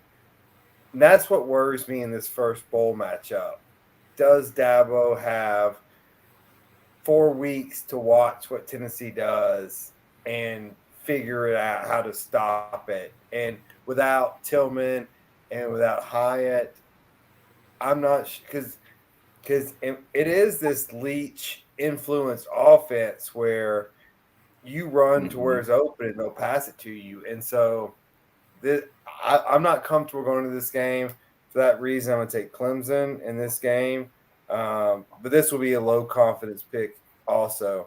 So for the sake of time, guys, we have 143 minutes left. Let's skip down to the Sugar Bowl. Let's talk briefly about so we'll do Sugar Bowl, Fiesta Peach, and then the Reala Quest Bowl and the Cotton Bowl. And if we see how we have time. Do we know about the Alabama kids? Are they playing? By the way, Rob, UCLA is up 35 at Maryland in the second half basketball. Yikes. Are Young and Gibbs and Anderson more battle? Are they all playing? What's the deal? I doubt they are, but I don't know. I can't imagine they are. I think no, has Young announced yet? Is he? I mean, he's definitely going pro. I don't know why he would. This goes back to me, just bottom line, who wants to be there? For Kansas State, this is their Super Bowl. Give me Kansas State. I agree. Yeah. What Kansas State did with TCU, I mean, that was a hell of a game. And now they're in the top 10, and now it's their opportunity to prove that they belong there and build off that. Alabama has no defense. And if Bryce Young and Gibbs do not play, that's a death nail for them. Give me the Wildcats. Yeah. Brandon, who do you like? I agree with you guys. I think Alabama's checked out. Saban made his lobby during the, announcement show or whatever. Somehow he was the only coach to get on, and lobby for his team. But yeah, they're all checked out at this point. Yeah, I agree. I like Kansas State also, but I will backtrack. Let's go back. The Music City Bowl, which is probably one of the second tier bowls, got one of the worst matchups ever. Who do you guys like between Iowa and Kentucky? Or you see me do we have to watch this game? Yeah, like seriously. I guess Iowa, because Kentucky's without their only two good offensive players, but I think it's going to be 3-2 final. Coin flip as to wins. What's it? Levis is the quarterback, right? He's declared. He's declared. So he's not even number playing. 2 quarterback. That's insane. The scouts is that behind Henderson in Florida? They're like projecting that dude to be super high. So I don't know. I don't like either. Move on to serious talk. So the Fiesta Bowl. Now we're into the meat and potatoes. Michigan, TCU, in Glendale. Tom, we'll let you go last. Brandon, what do you think first? Team Up North wins this one. They're 7.5-point favorites. TCU, they've been on some heaters and edges as of late. They pulled it out, minus the championship. But Michigan's too big, too fast, too strong, and dare I say, well coached under Harbaugh. I'll be quick. Better teams usually win in this game with this time to prepare. Give me Michigan. TCU's a great run, but Michigan wins. Raj? Absolutely the same. Bigger, stronger, faster, especially in the trenches. My one question to Tom is Maisie Smith, the kid that he has the legal. They're pretty confident that it'll be dropped, right? And I think the charges, he's supposed to appear on the 29th. And then Mark Morris, what's his status? The outstanding edge defender for Michigan. Maisie the charges have been dropped to a misdemeanor. Ward Manuel said that he fully expects him to participate. And Mike Morris, as far as I know, he's supposed to play, but I haven't heard anything definitive. Is that the gun charge? Yeah. It's still a misdemeanor, but we know Harbaugh ain't disciplining anybody, so he'll play. The judge basically said that everything was done the right way, and the judge is the one that gave them permission to let them travel and play. So they're following the judge's orders here. So, but he didn't play much in the Big Ten championship game, so they didn't really need him. So. Yeah. All right. And they won't hear. Yeah. Tom? Yeah, I think Michigan's on a mission. I think we can say it by now. Obviously, J.J. McCarthy has earned that position as number one quarterback. Losing what was their best running back in Blake Corum, next man up with Donovan Edwards. It's a different team this year. I think they're hell-bent on getting back in a possible rematch against Georgia for all the marbles. So with that being said, I think Michigan goes in there and it's a good story with TCU, but I think Michigan's probably one of the most well-rounded teams in the country. So they play well both offensive, defensively, and special teams. So give me the Wolverines here. All right, so it's unanimous. All right, so now we go to Atlanta, Georgia, and the Bulldogs versus the Buckeyes. We will let Brandon go last. We will start with Raj. Raj, what do you think about this game? Who wins and why? I mean, Georgia, it's, they're kind of Michigan 2.0 in some senses. Maybe not. I mean, similar at quarterback, maybe not the same running backs, but they're just so talented. And they're kind of a no-name version of Georgia, being said they're all 5 stars. And when they want to play, they don't lose, and they show it. And My only issue is, like, do they think they can show up and just win and start preparing for the Natty? I don't know, but Ohio State's without JSN. They're without Travion. They're without Mayan Williams. CJ Stroud, what's his legacy going to be? Because in big games, he doesn't win them, it seems like. And I know that's a lot of the talk in Columbus. Ultra talented kid, don't get me wrong. But in the end, I think this game will be closer than expected, but you just got to go with the athletes that Georgia has. Tom? Yeah, I got to be honest. The spread really surprises me. Georgia's 6.5. I would have thought it would be a little bit more. I think Vegas thinks that Ohio State's going to come out fighting, and I think I talked about it last week.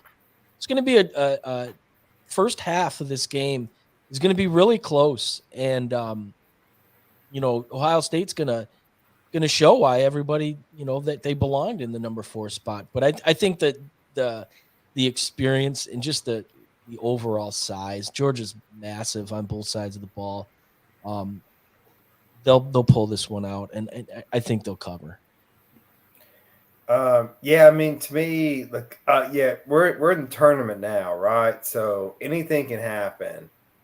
But the team I saw that played Tennessee, that was men amongst boys, and like they just, I mean, that's what recruiting 5 stars and 5 stars and 5 stars stacked on top of each other looks like. Not that Ohio State hasn't, not that Michigan has. Michigan saw it last year though. Like it's different. It's a different speed. It's a different game. They were not prepared for that. I think the spread's about right. I would take Georgia to cover, and I will take Georgia to win in this bowl pick'em. Brandon? Yeah.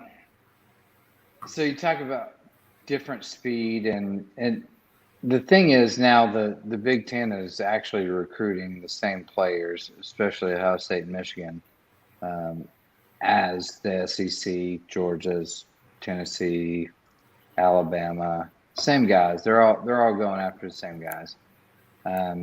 So I don't necessarily think I think there's a transitional period right now. Maybe they're still trying to catch up with the SEC. I could see that. But that overall said, yeah. So Georgia against Tennessee's defense, which was one of the worst in the country. Best offense in the country, but one of the worst defenses in the country. Absolutely. Only put up 27 points. So the bias in me, here's my fanboy reaching. If we can put up points and we have in my opinion, better defense than Tennessee this year. We're better than we've been in the past few years. So I think if we can put up, 40 points on Georgia, now Georgia's defense is phenomenal. Let's not get that twisted. But I'm saying it comes down to points. Yes, your money should be on Georgia. I'm not betting on this game. I never bet on Ohio State, very rarely. Yes, do I want them to win? Of course. Do they have a chance to win? I think so. Outside chance. This could be like 2014 where they thought Alabama would run over Ohio State and didn't happen. We beat the crap out of them. Who knows? I mean, obviously with the showing in Michigan, there's a little bit of a chip on our shoulder. Urban Meyer's not walking through that door. Urban Meyer's not. And we're going to see what Ryan Day and Jim but Knowles he's not Urban Meyer. is really – no. They made zero – we talked about this last – they made zero halftime adjustments. Hopefully they learn from that and they can adjust. If not, then, there's going to be some axes, pulled out and people calling for his head. Who are you taking? Who are you taking? I'm taking Ohio State. All right. Good deal. All right. So, we're going to go to the no-win bowl, and then we're going to go back to the Reality Quest Bowl, talk about Mike Leach, and then predict that game. The No Win Bowl, though, I'm not sure if Raj has been here before, but it is the power conference going against the small conference, and so it is USC versus Tulane. So there's no winning for USC in this game. So Raj, what do you think is going to happen? Yikes! Tulane's got a strong Michael Pratt quarterback and the best running back you've never heard of, Tyjae Spears, who ended the season with like 600 or 700-yard games. Great back. USC is without their All-American left tackle, their center, who was on second or third team All-American on some services. If Caleb Williams plays, Caleb Williams, the Heisman Trophy winner, number 8 at USC, most all-time plays, then I'll take USC. Tulane's defense is not good. They can't stop the run, and Williams is just that good. But I don't know why he would. I thought they'd announced by now. They've actually given zero update even after the Heisman. Well, USC's only -1.5 right now, so it's that's without Caleb. You have to presume that's without Caleb Williams, right? Yeah. And the backup Miller Moss is solid, but this is Tulane's Super Bowl. It really is, and they're not that far away from Dallas. USC went from like the cusp of the playoffs to playing Tulane. I mean, Tennessee was about to play Tulane. They were thanking Utah, Vol Nation and Vol Twitter for beating the crap out of USC, so Tennessee didn't have to play Tulane. It's a no-win situation. It's amazing. Dude, they are very powerful. It's a no-win situation for USC. I don't see Caleb playing. I don't think they want to be there. I don't think Caleb can play because Tulane's too many letters to paint on his fingers. Burn. He can paint like wave on the back, green wave. I mean, he might have to cut off a shoe or something. He doesn't care enough. I don't think he cares enough to get a manicure for the Tulane. Well, he just won the Heisman, so. Yeah, why play? Especially with a hamstring that he heard pop. All right, Raj, what's your prediction? Sorry. USC bigger, stronger, faster, but they don't care. They're not going to be there. Caleb won't play. I'll take Tulane in an ugly game. All right, Chase. Take the under on this game. Under. I like Tulane and the under for the reasons Caleb ran out of fingers and is not playing. All right. Tom, what do you got?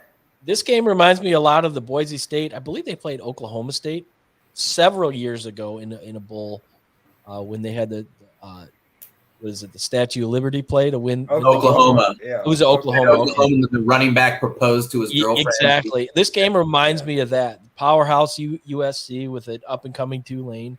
You're right, Raj. This game means everything to them. Playing at Jerry Jones' home. Give me the green wave. I just think this is a game where these kids are going to be so fired up to play and prove they belong. All right. So if people have watched us this long, then they're obviously college football fans.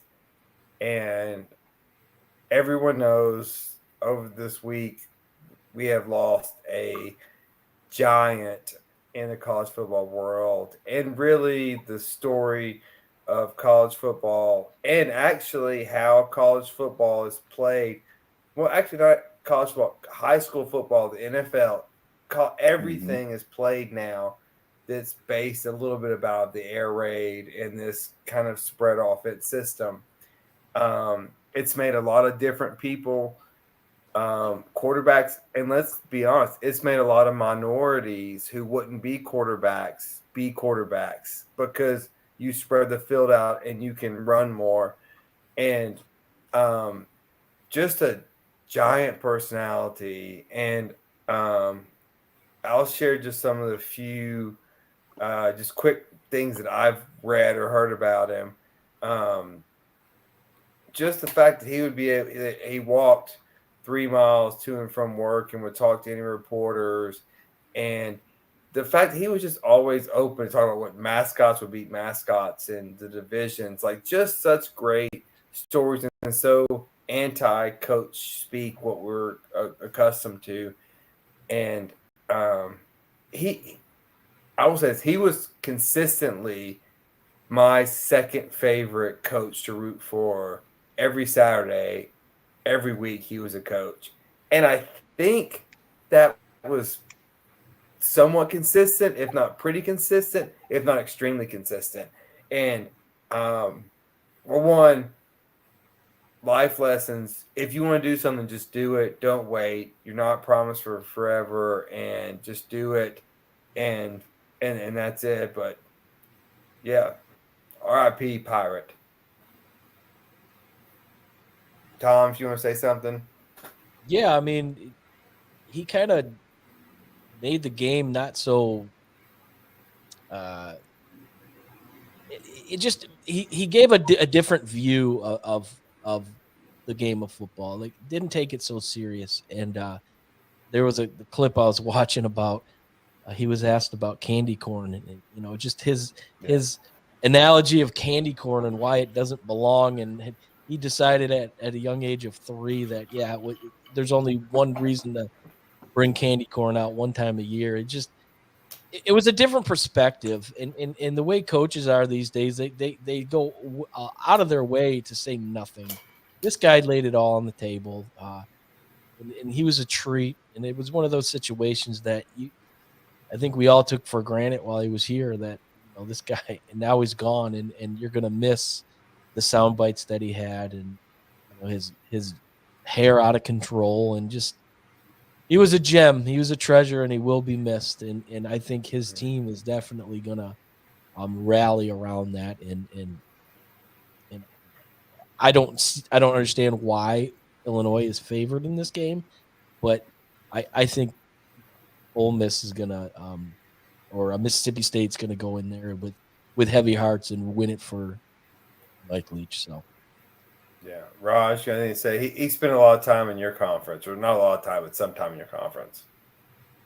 Yeah, you nailed it. First of all, with his perspective on the game, and especially at a time when at Oklahoma and even before that, you just didn't deviate from the way football was played.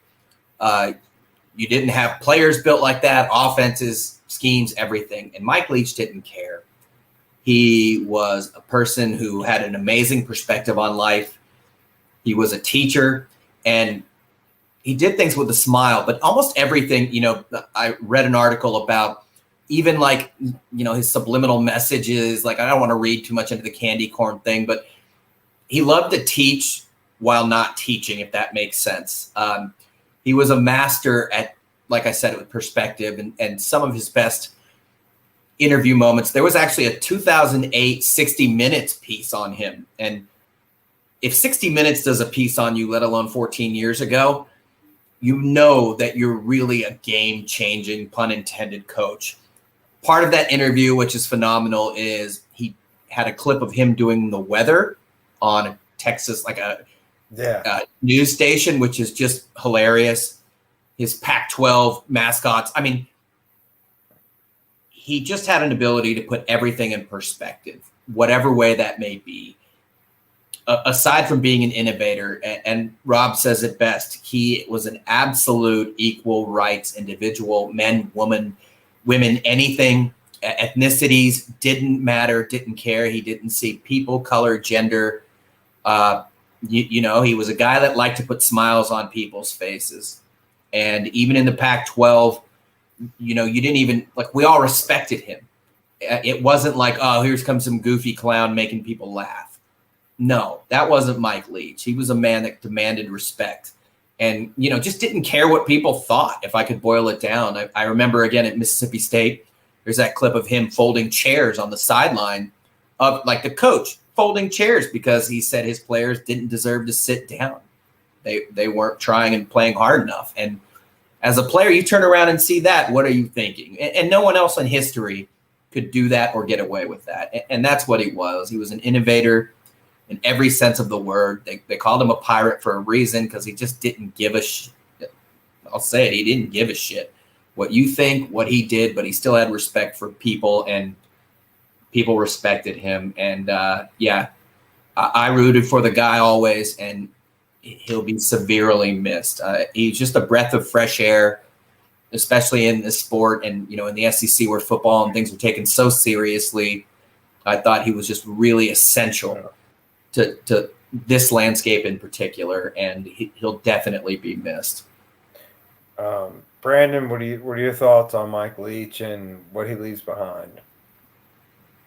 Well, that's, pretty tough to follow there, Raj. You said just about everything good you can say about this guy.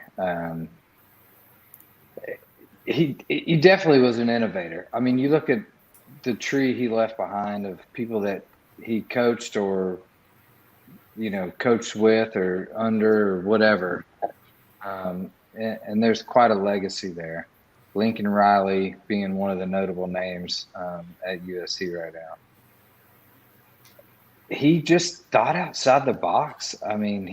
He trusted his players and, the innovative offense, thinking outside the box, not systematic. Okay, go ahead and run an option route and, trusting the IQ of the players and their football knowledge to where they could relate to the quarterbacks and the timing. And, that's all back scenes coaching that we don't see or we didn't hear about. And the list goes on, like how this guy changed the game and made people change in their thought process of, the restricted football that we were, kind of grew up with or whatever. He was at first meet introduction. He was somewhat of a strange character, but he was very blunt and always honest and very gracious and very charismatic. He could talk to anyone. He could listen to anyone, which I think is a big, big point about his personality was the listening factor. He learned a lot from people and listening. And I think, it's a sad loss. It's an unexpected loss. And, the whole football world and sports world and obviously his family, which is above all of that. It's, prayers, and it's just a sad ordeal. Too young for this situation. I think you said it pretty damn well.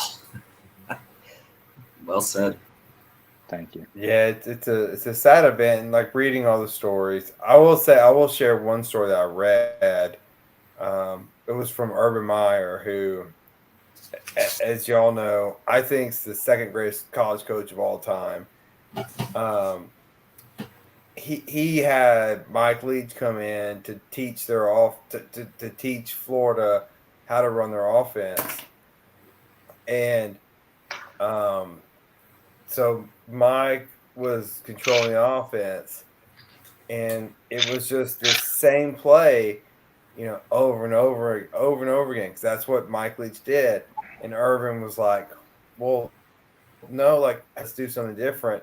And they were literally butting heads over, and he was like, Urban was like, oh, this is not how we run things. And he's like, trust, like, just them two, like, just two giants of the game butting heads on Urban's field. And it's like, that, like, just kind of solidifies Mike Leach. Like, yeah, Urban is much higher statute than you are, but he didn't care. Like, it was just like, yeah, like, this is what I do. This He is what did you not do. care.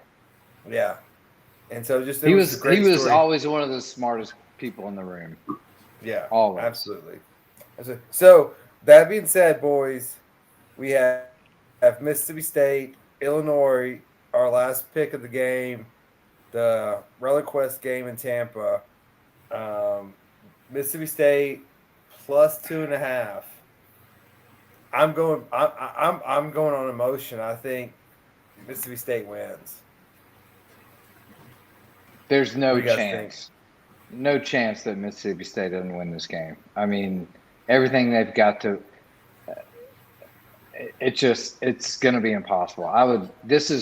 If we were doing the confidence thing, this is one that I'd put 41 on. Yeah, I agree. I'm going to put 41 on it. Yeah, I think so. Raj?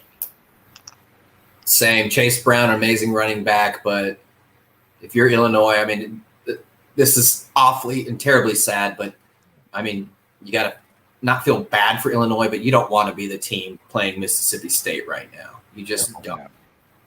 No. All right. Final word. Well, one thing. Raj, what's the update on UCLA Maryland score? Approved. Oh, I thought you were talking about the Regents. UC Regents approved UCLA's move. I did see that. They got to get a little money to Berkeley, but that's okay. Yeah, exactly. They're going to have to. UCLA, last I checked, was up by like 36, 37 at Maryland. They killed them. I think it's over. All right, so bet your nuts, Tom. Ooh. Oh, okay. All right. Well, we're going to go to the NFL.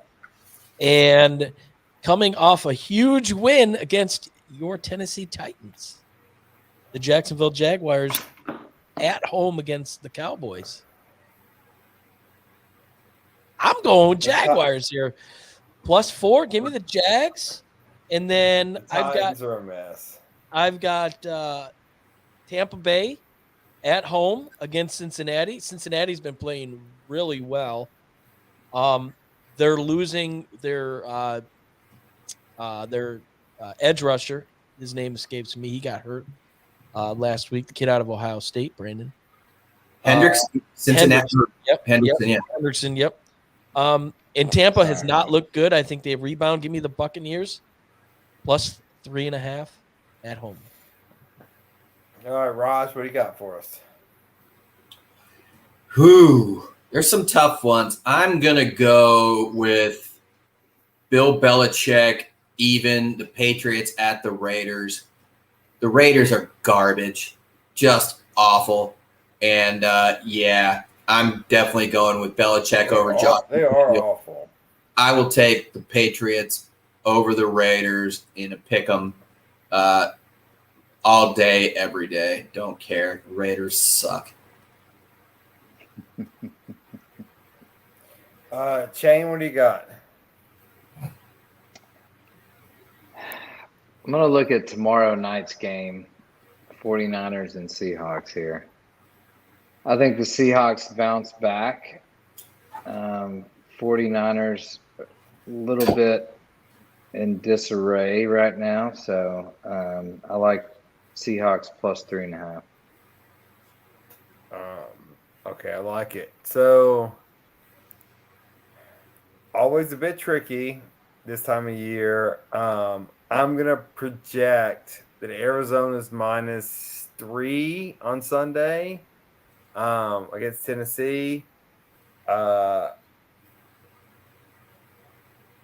If it was me betting, I will take money line. If it's the people betting, take the points. But Tennessee is better than Arizona, even at home, even at Arizona. Tennessee's going to win. We're playing the Chargers. Oh, I'm sorry. I'm talking about basketball. Yeah. Balls. I've moved. Yeah, I've moved on past our shitty Titans. I was like, Yeah, no, our Titans. We're gonna win the worst division or second worst division and get bounced on the playoffs. It is. We're in Jeff Fisher land all over again. We're just not very good. And just mid-round draft picks. All right, boys. Any final words? Tom, go with you first. And hey, hopefully you get over COVID pretty quickly. Well, I don't have COVID. I don't believe. I just have a bit of an asthma issue. You have like an 8-month case of COVID, right? Yeah, right. I have long COVID too, but yeah, I think obviously this is a great time of year. Great time of year and coming into the bowl game, and obviously we have to wait another week, but it's fun to do all these speculations, especially with a lot of games that God only knows we know nothing about, or myself doesn't know much about.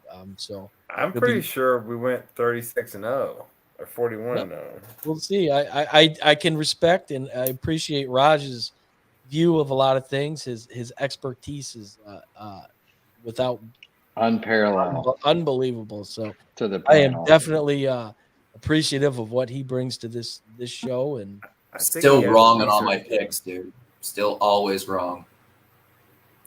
But the he analysis also is well, hey, before we get off here, Tom, I just want you to know these two down below are in the toilet bowl for last in fantasy football.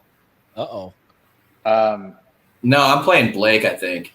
I have a better record than you do. Yeah. Really? Yeah. Hey, no way. Again, all I got is 5 years in the league, 4 playoffs, 2 championships, 3 finals, and 1 last place.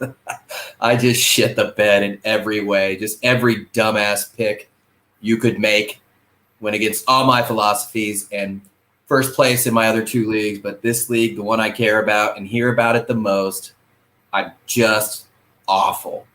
It's embarrassing. We have the same record, actually, Robbie. Yeah, well, I'm going to win this week. You're going to lose. So yeah. As much as you're talking trash right now, there are 2 teams that are worse than us, which Raj happens to be one of them. And Blake, who I played in the finals twice. Boy, we both suck. But he's got 10 kids. I've got no excuse. He does have 10 kids with the same woman, surprisingly. he's like a hood rat with responsibilities. Hey, all right. Sorry, go ahead. Kane's final words. I was just going to say, when we talked about Mike Leach, and rest in peace, we all know about his coaching tree and the concepts, and Andy Reid and Mahomes and Lincoln Riley and all the coaches. You go down the line. Another interesting fact is he co-authored an extremely good book that I've only read parts of it because this is in my notes, and I knew about it, but I had forgotten. This is when he was at Wazoo, on Geronimo. And it was something like, the book was titled like The Leadership and War Strategies of Geronimo, or something like that, like an actual full book on these types of strategies. Just a different cat, man. And who, like Brandon said, the smartest guy in the room, a lasting effect. And I'm actually on Amazon and about to buy the book because it sort of takes on a new meaning. I hate the guy passed for me to really look into this more, but I mean, just a brilliant person and innovator. Check out the book. It's Leadership Strategies of American Warrior by Buddy Levy and Mike Leach. Well, what frustrates me... Send that link to me, Raj. What frustrates me, and this is the last thing I'll say and I'll shut up. What frustrates me is that forever Tennessee was like, Tennessee flirted with Mike Leach many, many times. And it's like, how would he work in a big-time system? Well, look at Lincoln Riley. Look at Josh Heupel. That's how they would work. Like, they will work tremendously if you give them more talent. They will work, like, they will flourish. Like, don't be scared of the unknown, because if you give that genius level talent, they will do great things. And that's what Lincoln Riley's done. That's what Josh Heupel is doing, and he's going to do. It's all it's all from that same coaching tree. It's the same with Bill Walsh and Bill Belichick, I'll say Bill Parcells before Bill Belichick. Bill Belichick's coaching tree hasn't been great. Bill Parcells' coaching tree was great. And I think this is something we can all look at and understand that, in certain times, his outside the box thinking and process was frowned upon because it wasn't the systematic football way. People thought he was crazy. He was very outspoken, very blunt. And it was just like, do we want this guy really on a podium talking about our school and being the face of it? So I think some of that got, acknowledged and put on the forefront. But now look at today's society and his coaching tree. whether it be player or coach, and what they've done and established, and look at the differences they've made and changes in the systematic football, run, pass, throw, catch type of deal, thinking outside the box. I think that's a big influence. Mike Leach forever changed college football. And, there's no person that understands college football that would never disagree with that. So, and not only college football, like extraordinarily changed high school football. From that those Texas Tech days, that absolutely changed the entire nation of college or high school football, and then that went to college, then went to the pros. Like that changed everything. Well, and it sometimes it takes brilliant minds outside the box like that, like Leach, to make and really implicate and influence change. Maybe it didn't happen quite as fast as he expected up the ranks. Personally, we all probably agree that he should have been higher relegated or allocated in coaching positions than what he was kind of passed around as. But times he also have relished that. He relished the underdog. And reading this about Geronimo, he's had basically, when he was a kid playing Cowboys and Indians, he always chose the Indian. He always wanted to be different. He always wanted to be the underdog. Sure. And he relished that opportunity and the fight that the underdog, those that you don't appreciate or expect much from or anticipate. And that was Mike Leach. Mm-hmm. Well, and I talked about how Knoxville or UT flirted with him. I'm not sure he would have liked Knoxville because it's not an outpost. It's not a, hey, I'm just going to walk to the grocery store. I'm going to walk to the candy store or whatever it is and just be me. Like, no, it's you're swarming people. Like, it's not Lubbock. It's not Pullman, and it's not Starkville. Yeah, absolutely. That's not him. If he doesn't have the chance to talk to you, get to know you, then that's definitely not his style. And plus, he went to these landscapes where you had the freedom to be yourself, really. And Knoxville is either win and we'll see, or it's live or die by the sword. There's not much TV. Well, Raj, you're as big as basketball fan as I am. They want to crucify Rick Barnes after every loss, and he's one of the most successful coaches in history, and they want to crucify him after every loss. It's like that's not a place for a lot of people. Yeah, exactly. So, just sidebar, in my experience growing up with, no offense to your Vols fans, but Vols fans and Tennessee Titans fans, the same.